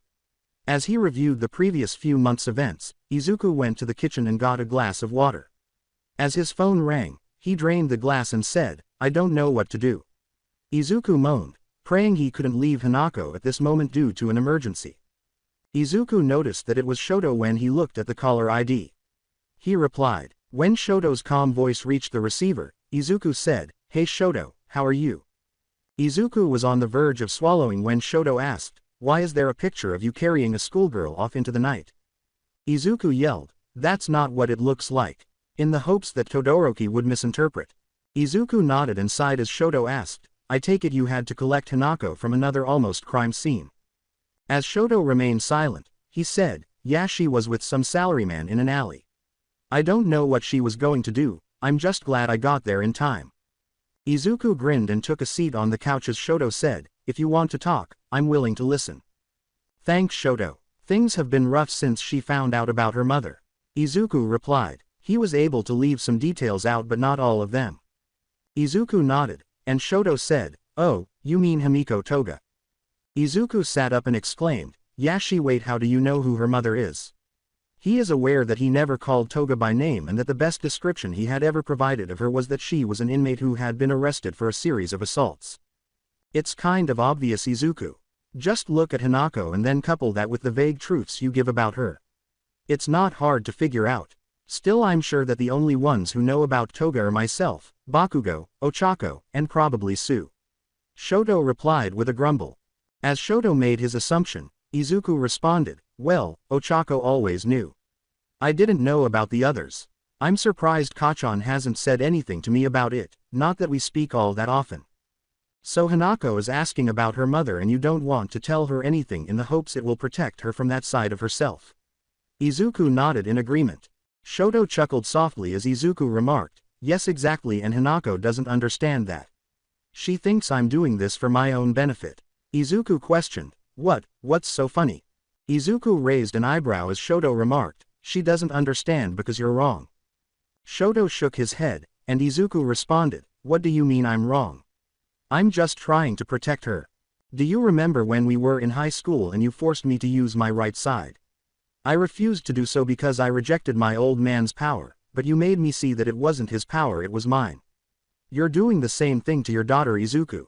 You're cutting her off from half of who she is. She's confused and angry. You have to tell her the truth, Izuku, or else she'll never be whole. Izuku sighed and leaned back. Shoto was correct. The moment the flame hero said it, he knew he was. I don't know if I can. That wasn't the best time for me. I wish it nev. Izuku was abruptly interrupted by Shoto, who said, "Don't say that, don't even think it. If you say you wish it never happened, then you're also saying you wish you never had a daughter, and that is something no parent can ever say." Izuku said with a grin. "All right, I'll talk to her. Thanks, Shoto," he replied. Izuku laughed as Shoto remarked, "Thanks are unnecessary because we're friends and this is what friends do." He hung up and rubbed his face after saying, "I guess you're right. It was going to be difficult tomorrow." As the sun's slender rays filled her bedroom, Hanako turned over in bed and rubbed her eyes. At best, her sleep had been erratic. Even though she was still exhausted, her cottonmouth needed to be treated right away. She recognized one of her dad's oversized shirts when she got out of bed. She wasn't sure why she didn't burn it or throw it away, but for some reason, this shirt always made her feel better when she was upset, regardless of how angry she got at him. When Hanako left her room and went to the kitchen, her father was seated at the table. He appeared to be as miserable as she was. It appears that what happened last night had an impact on him as well. Without a word to her father, she opened the refrigerator and poured herself a glass of juice. Izuku said from his seat at the table, "Hanako, let's talk." She laughed. Izuku spoke after she said, "I thought I told you last night I don't want to talk anymore." Hanako looked at Izuku, who said, "If you want to see your mother, then you're going to have to talk to me first. That's the only way this works." Her green eyes got a little bigger. She sat across the table from him and said, "Okay." Izuku inhaled deeply as she said, "Let's talk. First off, I love you and I always have and always will. You were my daughter first and foremost. Everything I did was to protect you, but a friend of mine showed me how selfish my actions were, and for that I'm sorry." Izuku said as Hanako looked at her father. Her father may withhold information from her, but he never flatly misled her, so she knew she could rely on what he said. Izuku leaned forward and she said, "Thanks for that, Dad. I've made arrangements for you to see your mother today. She's being held in a maximum prison called Tartarus, but before we go see her I would like to tell you the circumstances of your birth. Your mother and I first met when she attacked a camp one was in at the time. She became obsessed with me. I met her several other times after that before she seemingly disappeared. I was in a relationship with another girl, we were happy for a time but it didn't work out. She left me, but then she came back. I was so happy that I didn't think anything strange was going on. How should I put this, we celebrated our reunion, or so I thought." Izuku covered his face at what he would have what to say next. "We were together for 2 weeks before I realized that she wasn't who she said she was. It was Toga in disguise as her. I realized that she had been working in the shadows to break us apart and then take her place in my life. Of course I took her into custody, but by then she was already pregnant. So now I have the mother of my only child in prison for life, and a baby girl I don't know the first thing about taking care of or how to tell her who her mother is. I kept it a secret from you because I thought it better you didn't know, but also because your conception was part of one of the darkest times in my life. It's not your fault, don't ever think that." Izuku looked at her. As he rubbed his hand down his face, Hanako turned to face Izuku. This clearly took a lot of words, and now that she was aware of these facts, she knew what she needed to do. As she walked around the table and gave him a hug, she said, "Thank you for telling me, Dad." As the two embraced, she said, "I'm sorry about what I said last night. I just didn't want you to keep this from me anymore. I know you love me." Izuku and Hanako entered Tartarus, one of the safest prisons in the world, through the lobby. Izuku was wearing his superhero outfit. He was wearing a green bodysuit with a red cape at the back and white across the chest. He had a meeting with Tartarus's chief guard, Shishikura. With his hands behind his back and his narrow eyes shifting from father to daughter, Shishikura said, "Everything has been arranged per your request, Deku." He turned on his heel and continued, saying, "Right this way." Deku clenched his fist and said, "I'm not going." Before turning to Hanako, he uttered the words, I can't see her." He gave her a gentle shove forward after Shishikura and said, "I'll be waiting here for you." Following the guard to a small room separated by a glass partition, Hanako nodded. On either side of the glass were chairs. The door was shut behind Hanako as she sat in one. Except for the cameras scattered across the ceiling and walls, the room was empty and the walls were white. Hanako sat there and rubbed her arms. The room appeared to be real, or perhaps she was just dreaming. This made her anxious. She had spent the majority of the night researching her mother after everything her father had told her, and she was horrified by what she found. 3 riot gear-clad guards brought a woman in as the door on the opposite side of the room opened. With the exception of 2 unkempt buns on either side of her head, the woman's blonde hair reached her shoulders. She was of average height. Her amber eyes darted around the room before focusing on Hanako. Under the Hannibal mask she wore, Hanako could not see the smile that made her eyes crinkle. She had handcuffs holding her hands together and was wearing white prison scrubs. The guards quickly left the room after taking off her mask and setting her in the chair across from Hanako. Hanako could clearly hear a big lock being forced into position. Hamiko was the first to break the silence as the 2 women looked at each other. With a maternal grin, Hamiko remarked, "You're a pretty girl, Hanako." With her golden eyes searching every inch of Hanako, she scooted forward and said, "I see Izuku has been taking good care of you." "That's good, I always knew he'd be a good dad." Hamiko waved her hands and remarked, "Izuku doesn't send me pictures of you. He's so selfish." Hamiko said, Sorry, mommy shouldn't complain about daddy." As Toga tilted her head, Hanako said, "Why you're Hamiko Toga, right?" Hamiko smiled slightly and said, "Yes of course, but I'd prefer if you called me mom." Hanako turned to face her mom. There must have been a reason why this woman, who was her mother, killed so many people. For heaven's sake, her mother was a high school student. A high school student cannot suddenly decide to commit serial killing. When Hanako heard a thud, she looked up to see her mother had slammed both of her hands against the glass. I came here today because I wanted to know you. Dad D didn't tell me anything about you until last night. He said you tricked him into loving you." She pressed her face against the glass. She yelled, "He's Lyyyying." At Hanako. "Izuku always loved me and he knows it. He and Ochako broke up because she knew that he loved me. The only reason Izuku is saying that is because he's a big shot hero now, but back then he was just Deku and he loved me just as much as I loved him." Hanako glanced at her mother and smiled at herself. This was the face of a predator, not a mother's smile. Then why did you transform into another girl to be with him?" Hanako inquired. Toga chuckled, "You stutter just like him. It's so cute. Isn't it obvious Izuku asked me to? We couldn't be together with me the way I am, so whenever we were out I'd transform into Ochako." Toga responded.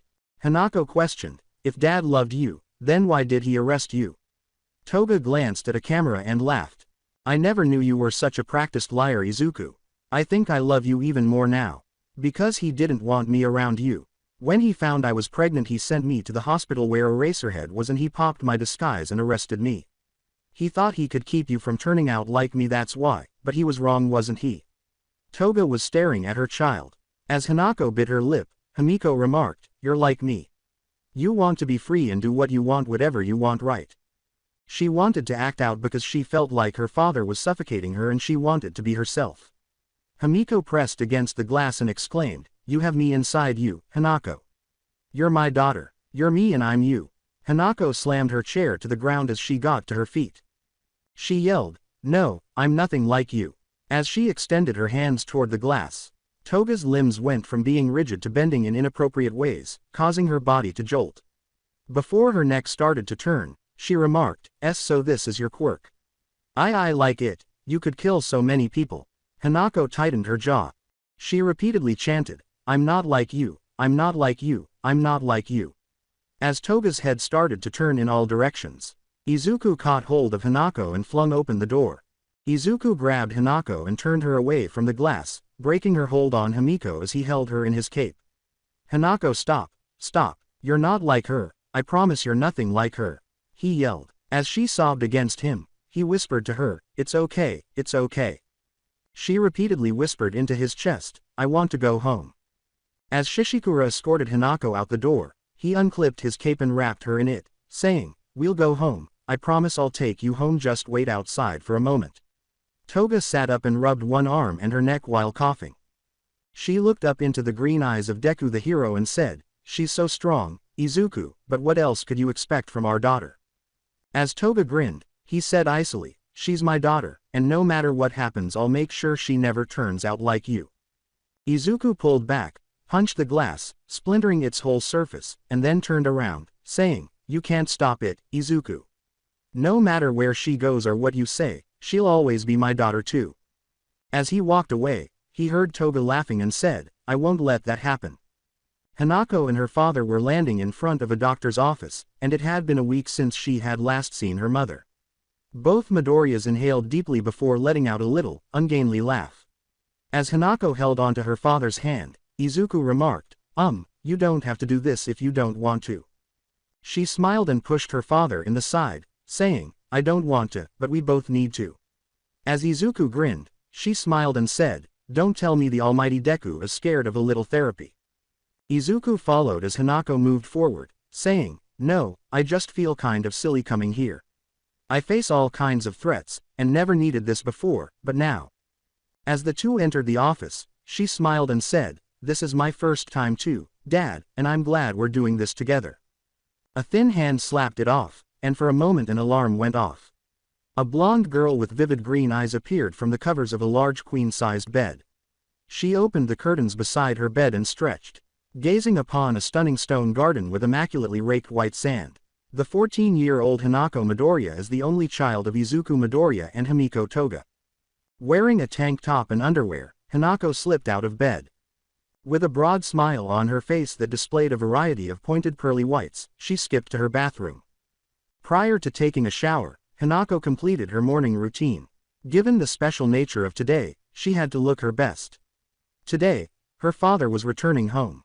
Her mother was sitting on her bed when she came out of the bathroom wearing her birthday suit. The two appeared to be an older and younger sister or a before and after photo. Hanako's green eyes, which were a gift from her father, and her freckles were the only differences between her and her mother. Her mother's eyes were golden. Himiko, dressed in a red blouse and high-heeled jeans, stood up and said, "Today is the day, honey." She had an outfit for Hanako in her arms. The girl grinned as she glanced at the outfit. Hanako exclaimed, "Sure as Mom, I can't wait." As the two embraced, a tall woman in a black suit with silver hair pulled back into a ponytail and blood-red eyes with a sharp horn above her right eye came in after a soft but firm knock on the door. Himiko nodded to Hanako and smiled before approaching the silver-haired woman, who said, "Madam, young mistress, it's almost time to depart." As she left, Himiko remarked, "Hanako, get dressed quickly. Your father has been waiting long enough." "Thank you for the reminder, Eri." Eri turned to Hanako and smiled gently as Hanako asked, "Aren't you excited, big sis?" A tiny spark glinted off Eri's horn as she said, "Yes, young mistress, I am quite happy to see the master return. Now hurry and get dressed, your mother is right. The master has been far more than patient." Hanako grinned as she hastily put on her clothes.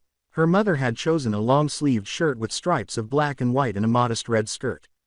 A dense crowd surrounded the courthouse where Hanako and her mother were driven. Signs featuring images of her father were being held up by people, some of them even featured her father with a huge X over his face. Hanako clenched her fists and growled. Himiko put a hand over her daughter's and said, "Easy darling, these people don't matter." As their vehicle was parked in Eri and a small platoon of guards escorted the two women out, Hanako remarked, "If you say so, mother." A man shouted, "Izuku Midoriya is a butcher," and then threw a rotten tomato. As Hanako and Himiko entered the courtroom and took seats, Eri reacted instantly, snatching the fruit out of the air and throwing it back, splattering the man with it. They escorted Izuku Midoriya into the courtroom. He was a tall, lanky figure. His hair was combed back and he was clean-shaven. Izuku sat down with his lawyer in a deep green suit. The judge walked over to his bench and took a seat. An older, jowly man gazed out into the room before meeting Izuku's eyes. Before he spoke, the older man coughed. As the jury representative stood up, the judge said, "Ladies and gentlemen, we are here to ascertain the innocence of one Izuku Midoriya. He is charged with trafficking human organs of the deceased who were in his care. How do the people find?" The courtroom erupted when the speaker said, "Your Honor, we were unable to come to a majority vote." As Izuku shook hands with his attorney, the judge repeatedly struck his gavel. The prosecution leapt to their feet right away. Once the judge had control of the court, he looked between the two sides and said, "Your Honor, we would like to retry this case with a new jury as soon as possible." Izuku stood up and grinned at the prosecution before turning to embrace his wife and daughter. "Prosecution, this trial has been going on for several months. The jury has already been switched out once. I cannot subject anyone else to these proceedings. The evidence you have been tried and explained to death. It's time to call it quits and think of something else." As they left the courthouse, Izuku and his attorney shook hands once more and Izuku remarked, "Fantastic work as always, Marui." When the court's decision was announced to the public, a media circus was waiting for them outside. Red Riot and Lord Explosion, two well-known people, stopped Izuku as he was going down the stairs to his car. Izuku shrugged and Katsuki Bakugo remarked, "You did it again, didn't you, Deku? Fucked with people's minds to get your way. You're as much a piece of shit as you've always been." As Bakugo approached him, Izuku remarked, "I have no idea what you mean. Kachan justice was served here. I'm innocent." Prior to Izuku's attorney thrusting documents in Katsuki's face, Bakugo uttered the words, "You fucking slime, this isn't over by a long shot. I'll get you if it's the last." Bakugo grabbed the papers as Marui stepped back, but as soon as Izuku and Katsuki locked eyes, his mind was bombarded with images. "I'll choose not to take that as a threat, Lord Explosion, but consider yourself served. This is a restraining order. You are not to come within 100 feet of Mr. Midoriya or his family. The harassment you and the police have committed against Mr. Midoriya ends here." Izuku grinned in Katsuki's face while fucking his girlfriend, fellow hero Ochako Uraraka, who was naked and hunched over a table. As Katsuki struck Izuku in the face, causing him to fall to the ground, the papers in his hand exploded. Izuku's voice rang out just as Eri was about to reach for Katsuki. As a furious Toga helped Izuku up, she glared at Bakugo and said, "Don't, Eri. Lord Explosion just broke the law in front of all these people and cameras." Hanako gazed at the man with blood-red eyes. It would be very simple to kill him by simply rupturing a blood vessel in his brain. Izuku got to his feet, stroking his daughter's hair while cleaning his face of blood and soot. The man gritted his teeth as he approached and clapped cuffs on Bakugo, who was being held by Red Riot, while he yelled and swore, "It's fine, Hanako, let the police do their job." He locked eyes with Commissioner Tsukauchi. "How come you can't attack him like that, man?" The Kirishima shouted. "Hey, Deku, I'll fucking end you." Before the click of the handcuffs brought him back to reality, he yelled, "If you come near her, I'll—" He glanced at the handcuffs and then at Tsukauchi, asking, "What the fuck are you doing?" As Tsukauchi inhaled deeply, he snarled, "Lord Explosion, you are being held under arrest. Attacking someone without cause is assault, as you are aware, but it's worse that you used your quirk on a civilian who didn't have one." Bakugo growled and opened his mouth to scream again, but Tsukauchi interrupted him by leaning close. "That upgrades it to aggravated assault. Don't make this worse than it already is," Tsukauchi said. "He has the upper hand at the moment, but I'm not sure what he did to force you to hit him. They have accused you of harassment, and now they are accusing you of assault." Bakugo bit his tongue as Tsukauchi whispered, "If you make a scene, that'll play right into his hands." Tsukauchi bowed low and turned to face Izuku and his family, saying, "Pardon Lord Explosion's outburst." Izuku wiped his face, noting the blood on his lip, and turned to face Tsukauchi. "As the police commissioner, I accept full responsibility for his actions. I apologize, Commissioner. I usually have a lot of forgiveness because I work as a lifesaver, but this is excessive. A hero unjustly attacked a civilian. Any further discussions you would like to have with me will be with my attorney, as I intend to file charges against Lord Explosion. Now, move out of my way if you don't mind." Izuku adjusted his suit and said, "I'd like to go home." Tsukauchi inhaled deeply before guiding Bakugo and Red Riot away. As he said, "I'll have the papers drawn up immediately to have the full extent of the law brought down on Lord Explosion, sir." Izuku nodded as he closed the door and was driven away, and as soon as he and his family were in the car and out of the courthouse, Izuku started laughing. Toga giggled as she leaned against Izuku's side and kissed him, enjoying the taste of his blood on her tongue. "That fucking idiot Katsuki." He licked the blood from his lips, snickering. Izuku had seen that attack coming from a mile away after he'd placed that image in Bakugo's head and had avoided it, but with a quick bite to the lip he'd gotten the hero arrested and bought himself time to fix whatever issues his absence had caused. Izuku shrugged, and she whispered against his chest, "You're really bad, Izuku." As Hanako flung herself across her father's lap, he said simply, "The world is bad. I'm so glad you're home, Dad. Izuku stroked Hanako's hair, causing the young girl to purr like a happy kitten as she squealed. In reference to Hanako's birthday, he said, "That's right, sweetheart, just in time for my little girl's birthday." As they drove on, Hanako grinned at her father. "So, how many jurors did you buy off to get them off?" Izuku leaned back and Himiko asked. "More than I ought to. I found out that, of the 12 of them, 3 believed I was innocent, 2 were undecided, and 7 believed I was guilty. It turns out that one of the fence-sitters who believed I was guilty needed a new liver, and I offered them a nice bribe of $10,000 each. I got her that liver by contacting a few people. So 3 people," he shrugged, observing that they were not taking a car to the Hasaikai base. "Where are we going, Himiko? You know I'm a doctor and nobody knows your body better than me." Izuku's eyes narrowed as he leaned towards his wife, who turned away and whistled suspiciously. He then blew air against her neck, causing her to yell, and then he bit her ear, causing her to moan. All right. It was unexpected. Izuku, you don't play fairly." Izuku leaned back and grinned as she snarled, "I'm taking you out to dinner at your favorite restaurant." He kissed her cheek and said, "You're so sweet."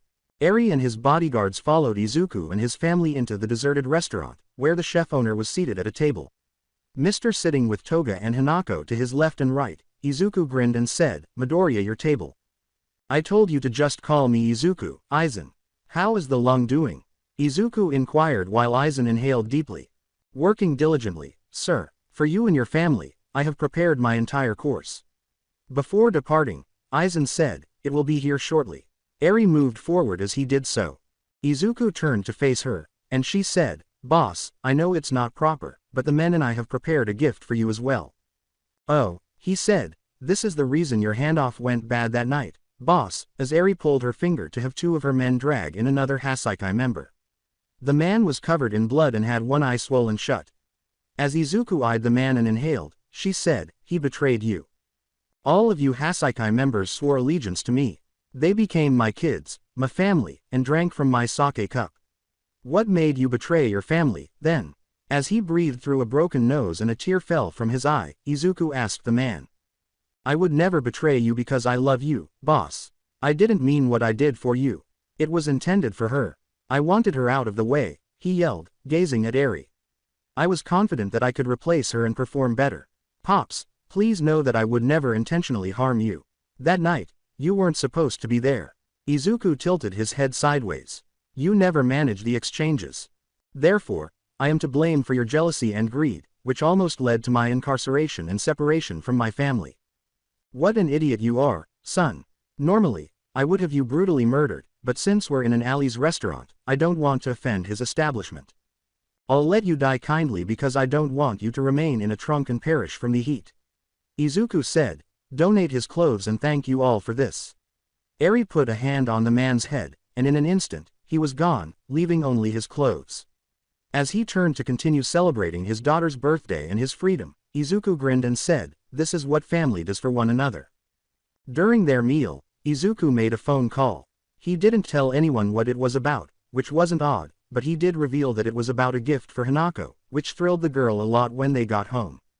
Izuku, Hanako, and Himiko went to the hidden underground labyrinth beneath their house.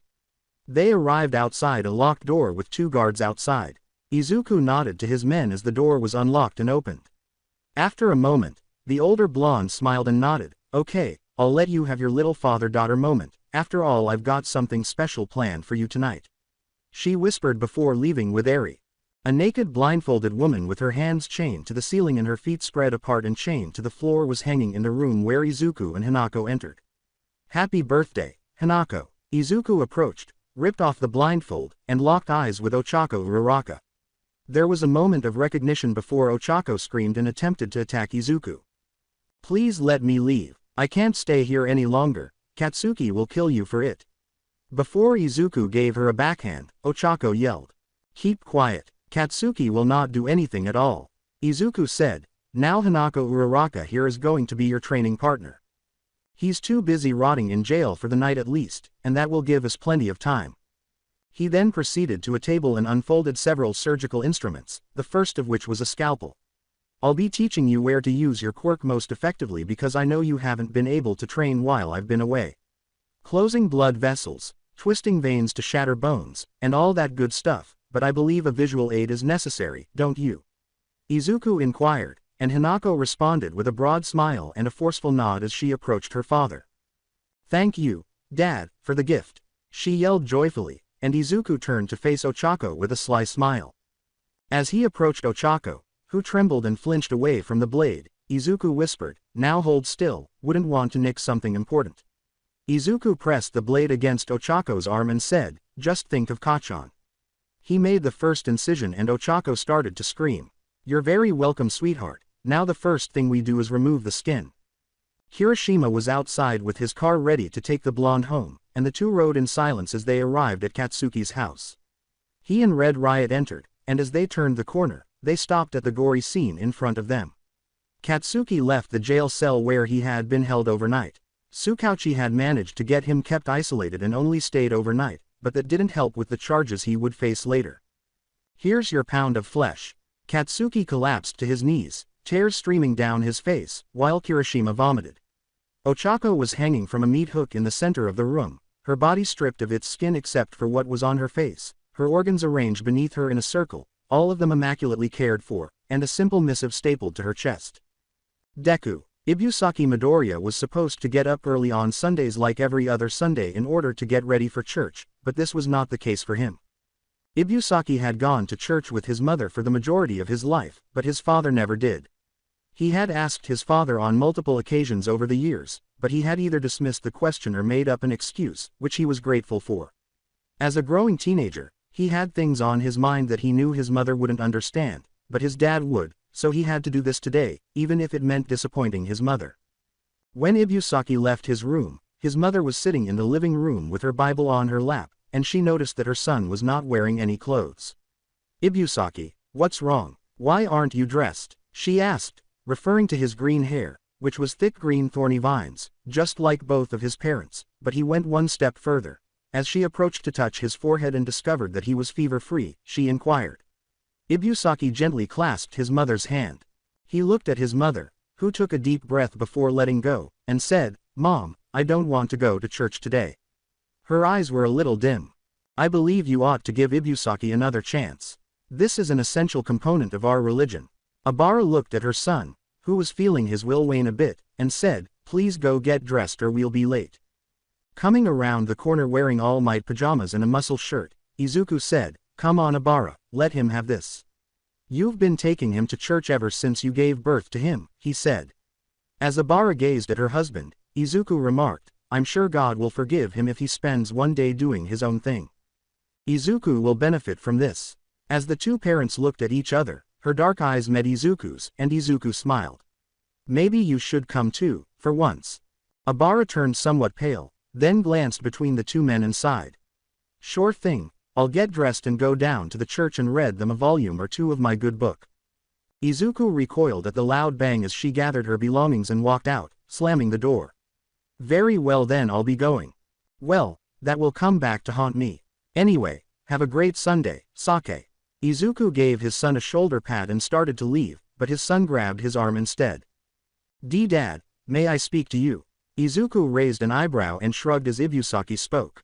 As he went downstairs into the basement, Izuku said, sure thing son, come into my office.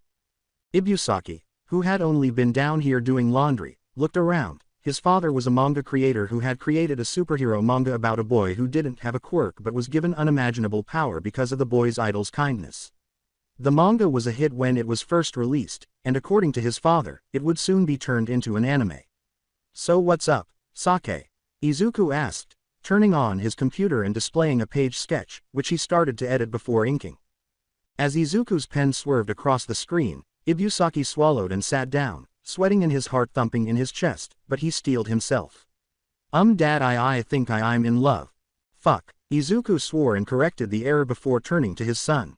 You mean love? Izuku asked, and Ibusaki nodded, blushing just like his father.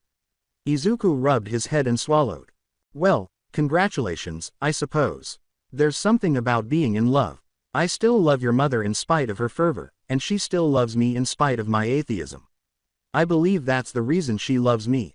Ibusaki raised his head and Izuku laughed. I'm pretty sure she'd divorce me if I ever gave up and converted. Dad, you don't think that God exists? Izuku rubbed the back of his head for a moment as he considered how to respond to that. Ibusaki was shocked. He knew his father didn't share his mother's passion, but he never imagined his dad didn't believe at all. Yes, Sake, and no. I think that something greater than ourselves exists in the universe. That the universe is moved by some force. Do I think there is a single entity that does that and polices us, keeping track of all our bad deeds, and we simply need to hope that our good outweighs our bad? No. Izuku coughed at this. In any case, we're here to discuss my boy's love, not my philosophical opinions. To begin with, this may not be Ibusaki's love. Actually, it won't be. Don't you realize that while you will experience many loves in your youth, only one of them will be the love? Ibusaki nodded his head in response to Izuku's question. As Izuku grinned and gently punched his son in the chest, Ibusaki remarked, I know this might not and probably isn't going to be my one and only love, but I do feel like I'm in love. Who's the lucky girl, son? I'm glad for you. How does she appear? Is she taller, shorter, or older than you? Are you a fan of thick ones? Ibusaki blushed as Izuku asked, supporting his son with an elbow. Ibusaki's heart was thumping in his chest once more as he said, Dad, it's not like that. Come on, don't cut corners on the details. You challenged your mother for this conversation. Is she petite or busty? Is she enrolled in your course? It's a guy, Dad. Ibusaki yelled as Izuku stopped speaking, his eyes slowly moving to his son, and his mind going blank. What exactly did you say? Izuku inquired as Ibusaki's eyes began to well up with tears. I like a guy, he's been someone I like for a while. Ibusaki hugged himself and said, I didn't want to tell Mom because well, you know what the Bible says. He heard his father move, then sat beside him and drew Ibusaki to his side. He kissed his son's forehead and said, It's okay, Ibusaki, don't worry about what that damn book says. Ibusaki rested against his father and said, This must have been on your shoulders for so long. I'm sorry you had to keep this to yourself for so long. Izuku shook his head and he whispered, I'm sorry, Dad. Izuku, trying to keep his composure, sniffed and said, There's nothing to be sorry for. Never apologize for being yourself. First of all, you are you and that's who you have to be, Ibusaki. If you say you don't like girls, then I believe and support you, but I'm also not going to sugarcoat things either. You might have it rough sometimes. Some people aren't as progressive as you, but I can promise you one thing.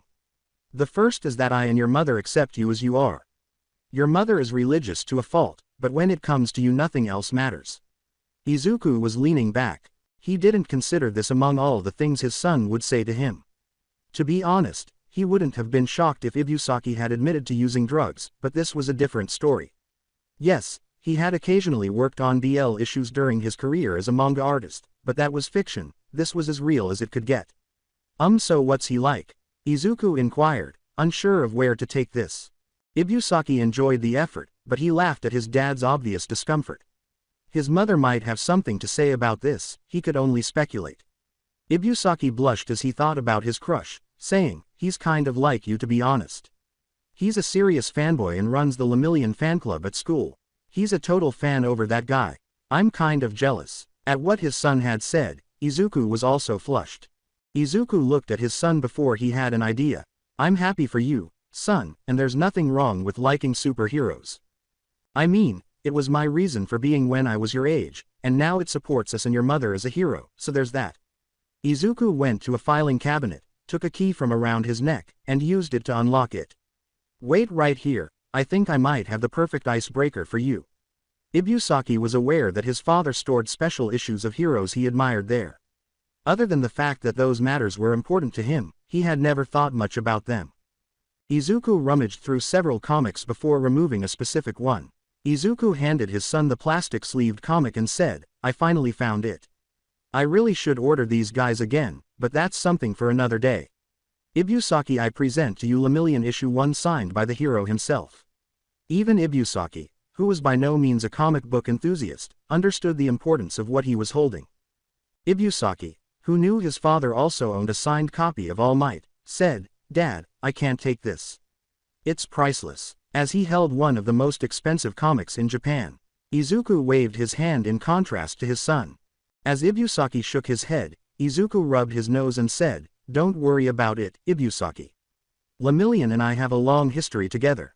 In fact, I have comics from most of the pro heroes. This proud nerd was his father. Ibusaki gave his dad a fierce hug after saying, "I if you say so, Dad." He was very happy that he did this.